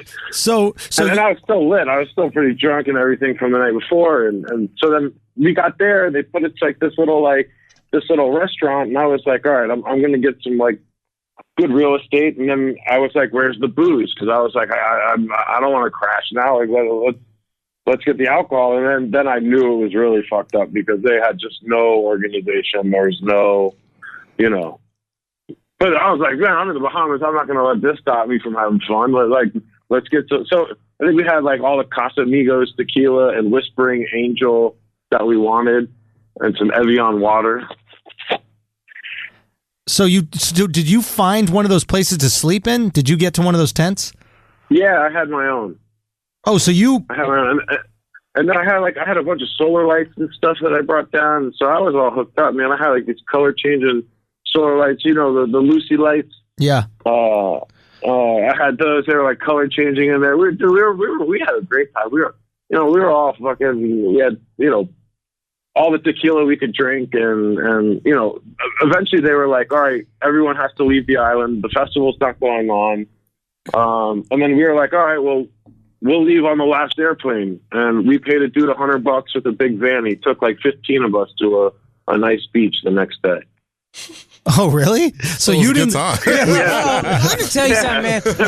This is the thing about white people. Y'all survivors. This motherfucker said, I travel light. I just took a backpack, and then you got solar lights in a backpack. You didn't bring extra sneakers or nothing. You brought fucking solar lights. You went barefoot. God damn, you're the whitest guy I've ever talked to. I like him already because he's a classic white man. A classic white man will be able to survive in any fucking circumstances. It was these fucking influencer. I don't know, man. Have you ever seen us get in the sun? That's brilliant, though, to say, oh, this festival is dog shit. Let's just pay somebody $100 to take us to a good island. So you're already out there. And then a bunch of Go. people that worked the festival quit, and they ended up at this beach, and then we showed up with literally cases of tequila and cases of rosé, and we just showed up, and there was they set up speakers and a DJ, and we were pumping music. We were they had the swings out in the water like they had in the videos, and we were just swinging. Oh, we had a great time. They thought we were festival workers. So that's okay. You're still on the you tropical created island. your own FYRE Fest. Yeah, for sure. And these 15 people with you, any girls? Yeah, tons of girls. It was great. So we should have you. All these people that were complaining were just dorks. Just there's tons of pussy that's lost. You might as well find a fucking beach and have some fun. It was so much fun. We were climbing in trees, jumping off into the water. It was good. And then we were like, oh shit, we got to get back to the airport because we have to leave the island. So we went back to the airport and we were just wasted and just waiting for the airplane. And had some little restaurant cook us up a bunch of Bahamian food. It was cool. And then I got all my money back. So what fucking. You are. Let me tell you something. When the robots take over, I'm following you. Oh man, trust me, follow me, man. I've been traveling all over the world. Wait a minute, you got your money back? Exactly why. This is exactly why everybody laughed at these fucking social media influencers and these spoiled fucking brats. Yeah, I'm like, bro, I saw some of them. The first night when I was there, I was literally, and I had been drinking the night before all day long, and I had a masquerade mask on, and there was all these groups of kids that were crying and stuff, and I was running up to them, and I was like, "Welcome to hell." Oh, my kind of fucking guy. So, and if you watch the documentary, you see the people complaining. They were losers, right? Yeah, none of those people that were complaining. You're on a tropical island, and you're rich already, and there's women and liquor. Figure it out. You can find some fucking fun. What more do you need? You really were there for Blink 182? If you went all the way to the Bahamas for Blink 182, that's your first fucking problem. That's why I don't understand why they couldn't have made it fun. You guys seem to make it fun. Maybe Honestly, I didn't even know who was performing. I didn't care. I was like, Bahamian Islands Music Festival with chicks with paint on their face. Let's go.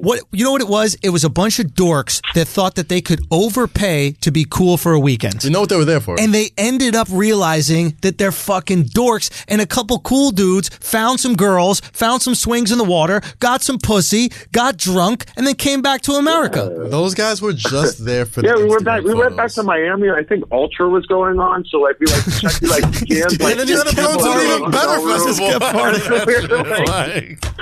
I came back here FYRE Festival, bandage, and all this shit on, and people were like, "You were at the fire." We were like, "Yeah." So it was fun. So the lesson learned is $800 and a trip to the Bahamas is not going to stop you from being a dork. Dude, I don't even know. I think we got a good deal. I think other people paid a lot more money. Did your phones work out there? Did you have internet? Oh, dude, when I turn it on like that, I usually put my phone away because I'll lose it or break it or A novel concept. My mind is just one. I think a lot of these, because I'm trying to think, would I have been resourceful enough? And I'm thinking a lot of these kids thought it was on some fucking island. Turns out Sandals is right next door. But if I didn't have the internet, I'm not sure I'd have been like, you know what? I bet there's a Sandals around here. Something. You got to know from the jump, or you just get some Bahamian dude to drive you to a bar. That's what I probably would have done. I'd have probably done in between the dorks and Zach, and I'd have been like, yo, take me to Sandals. I'm getting a room. Yeah, like you're already fucking rich. Bro, there's chicks in distress. Yeah. You can get some pussy. Okay? Remember when the person almost died on the highway and then Shorty was showing love? People were crying. You're going to need a little bit more context than that, because that just sounded fucking crazy. So, real quick, Zach. We were on the highway and somebody crashed their car and flew out the windshield. He was probably dead, and there was some other friends there. We saw a person die, like actually. We pretty much saw this dude die. They had a pulse, and then they didn't have a pulse. Oh, he died? Yeah. I was trying to get pussy. I didn't.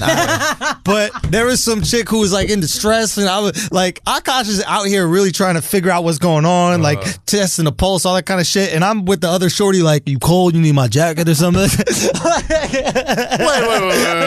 this Andrew being funny. I'm gonna be honest. He's dead already. I can't get some pussy. Like, me getting pussy not gonna bring her back to life.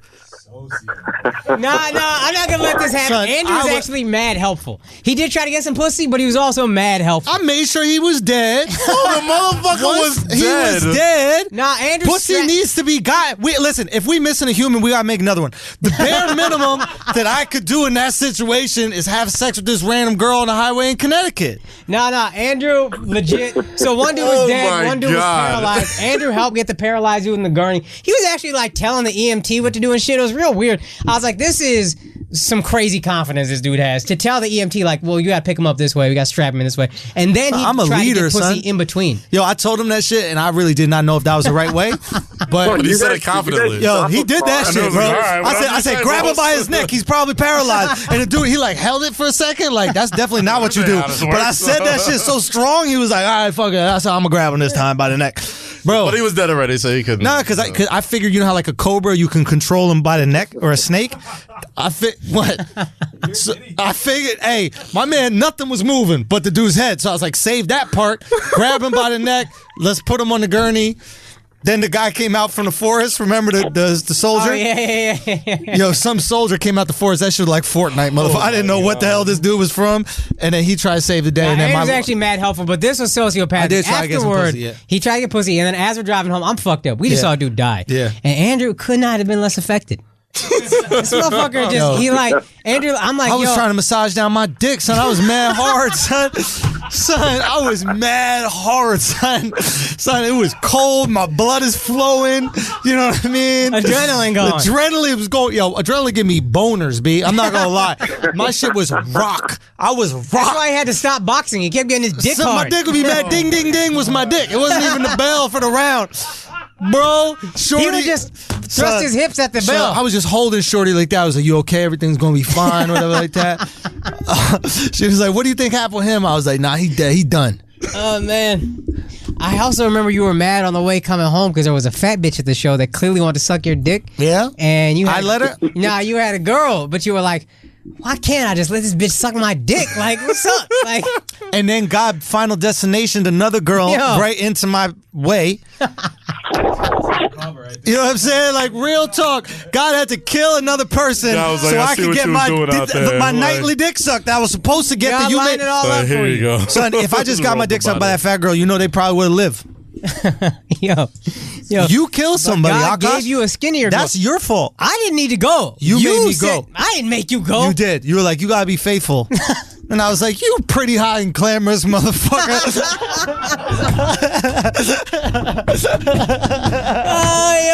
I ain't put on nobody else be faithful, fam. That was your decision. Yo, Zach, thank you so much for letting us call you, man. I appreciate your wisdom. I respect you, fam. That shit impresses me. And if we can learn anything from Zach and Zach's way of life, I think, and this has been consistent throughout your life, is, you got to make the best of whatever situation you are given. That's right. You can't cry, man. Absolutely not. Yo, so thank you so much, Zach. I appreciate you, my brother. You. Yeah, guys. Take care. God bless. Peace. All right. Guys, I think we're already over how long? We're already over. It's like 2.5, right? This is what happens when you we lose got track the of family time. here. We cooked today. Boy, I'm going to give us some This credit. is a hefty episode. I like this. Son. This feels good. All right. It feels like a 60. It really, like a 60. it really. Look on the sound. I'm like, that's gonna do 60. That's gonna do 60.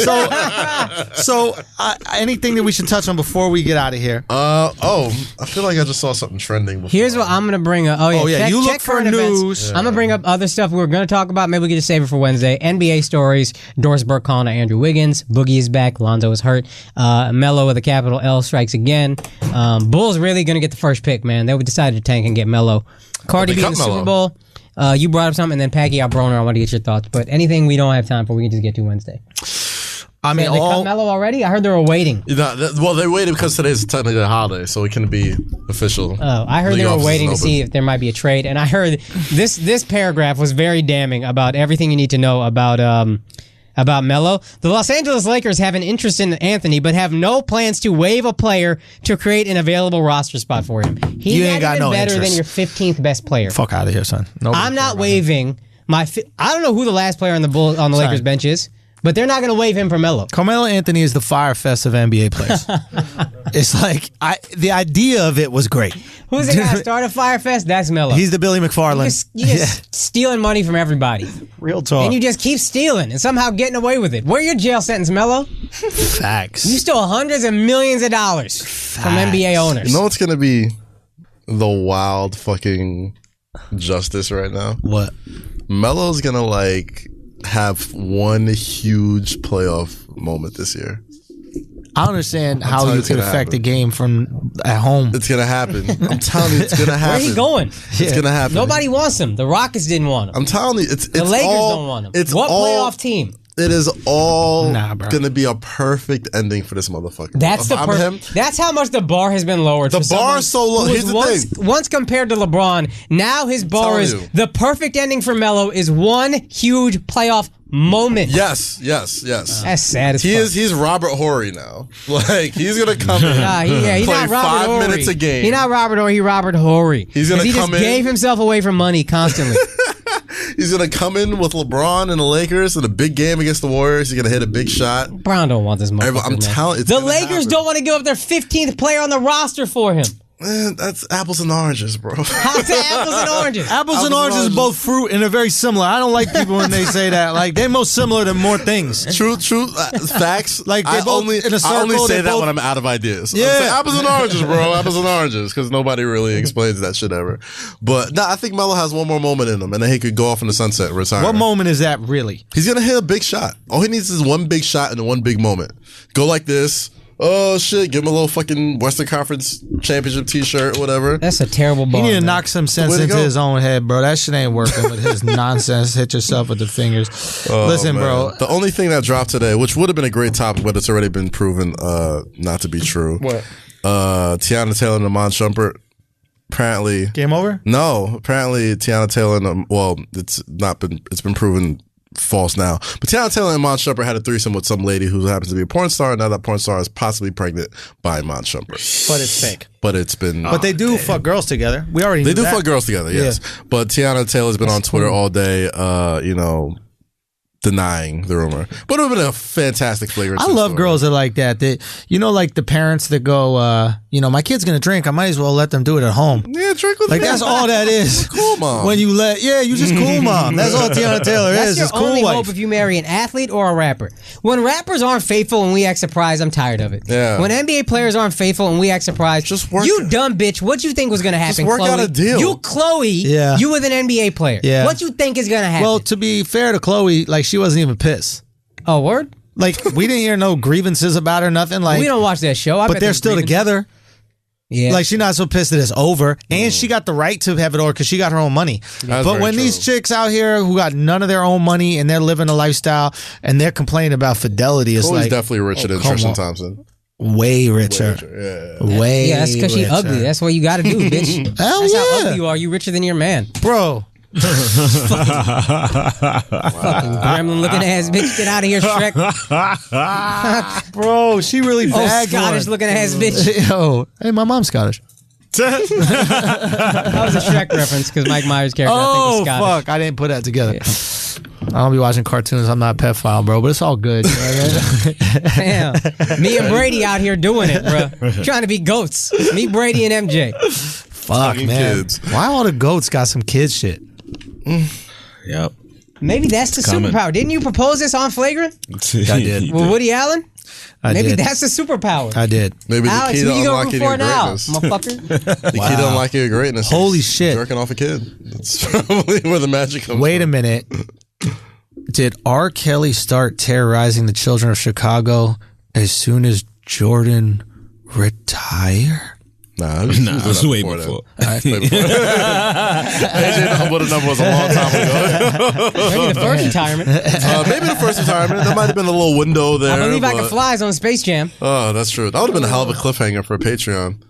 You could just leave it off that. Anyway, yo, Tune in Friday. we love y'all. Wait, I just want to send a special shout out to my sister and brother-in-law. Oh, Yeah. Uncle Alex. Beautiful, They had beautiful it, boy.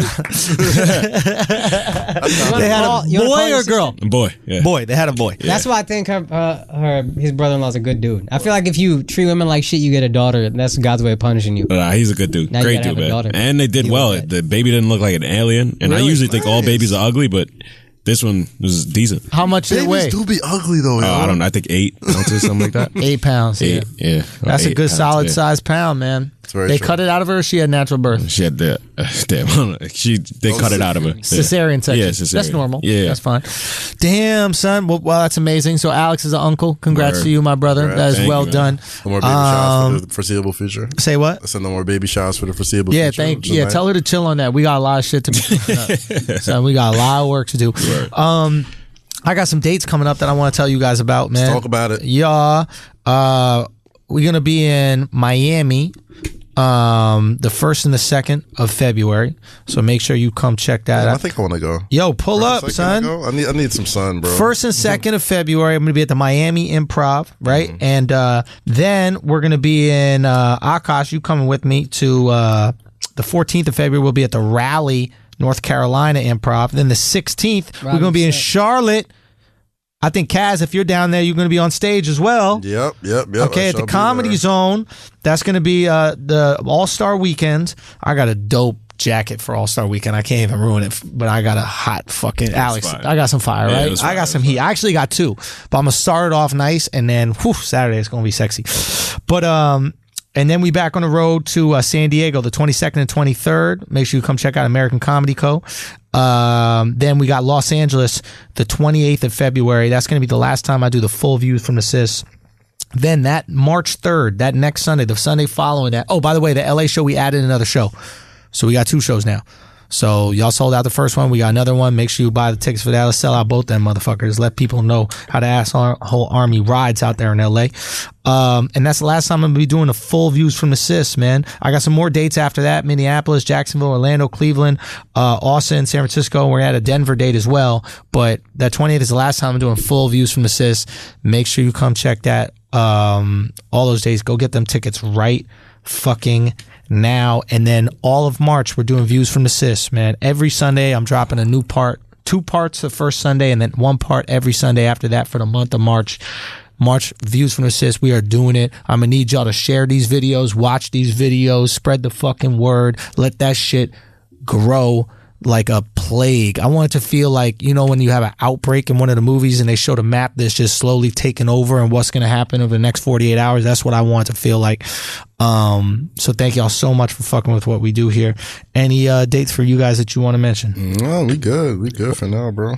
I'm going to be missing a couple weeks of the podcast. I am going to India on February 18th. I got a cousin and one of my best friends getting married back to back. And then we're doing shows. The ABDCs are doing shows. Hey! In Mumbai, I'm going to cop one of these hoodies and make sure to drop off a few more.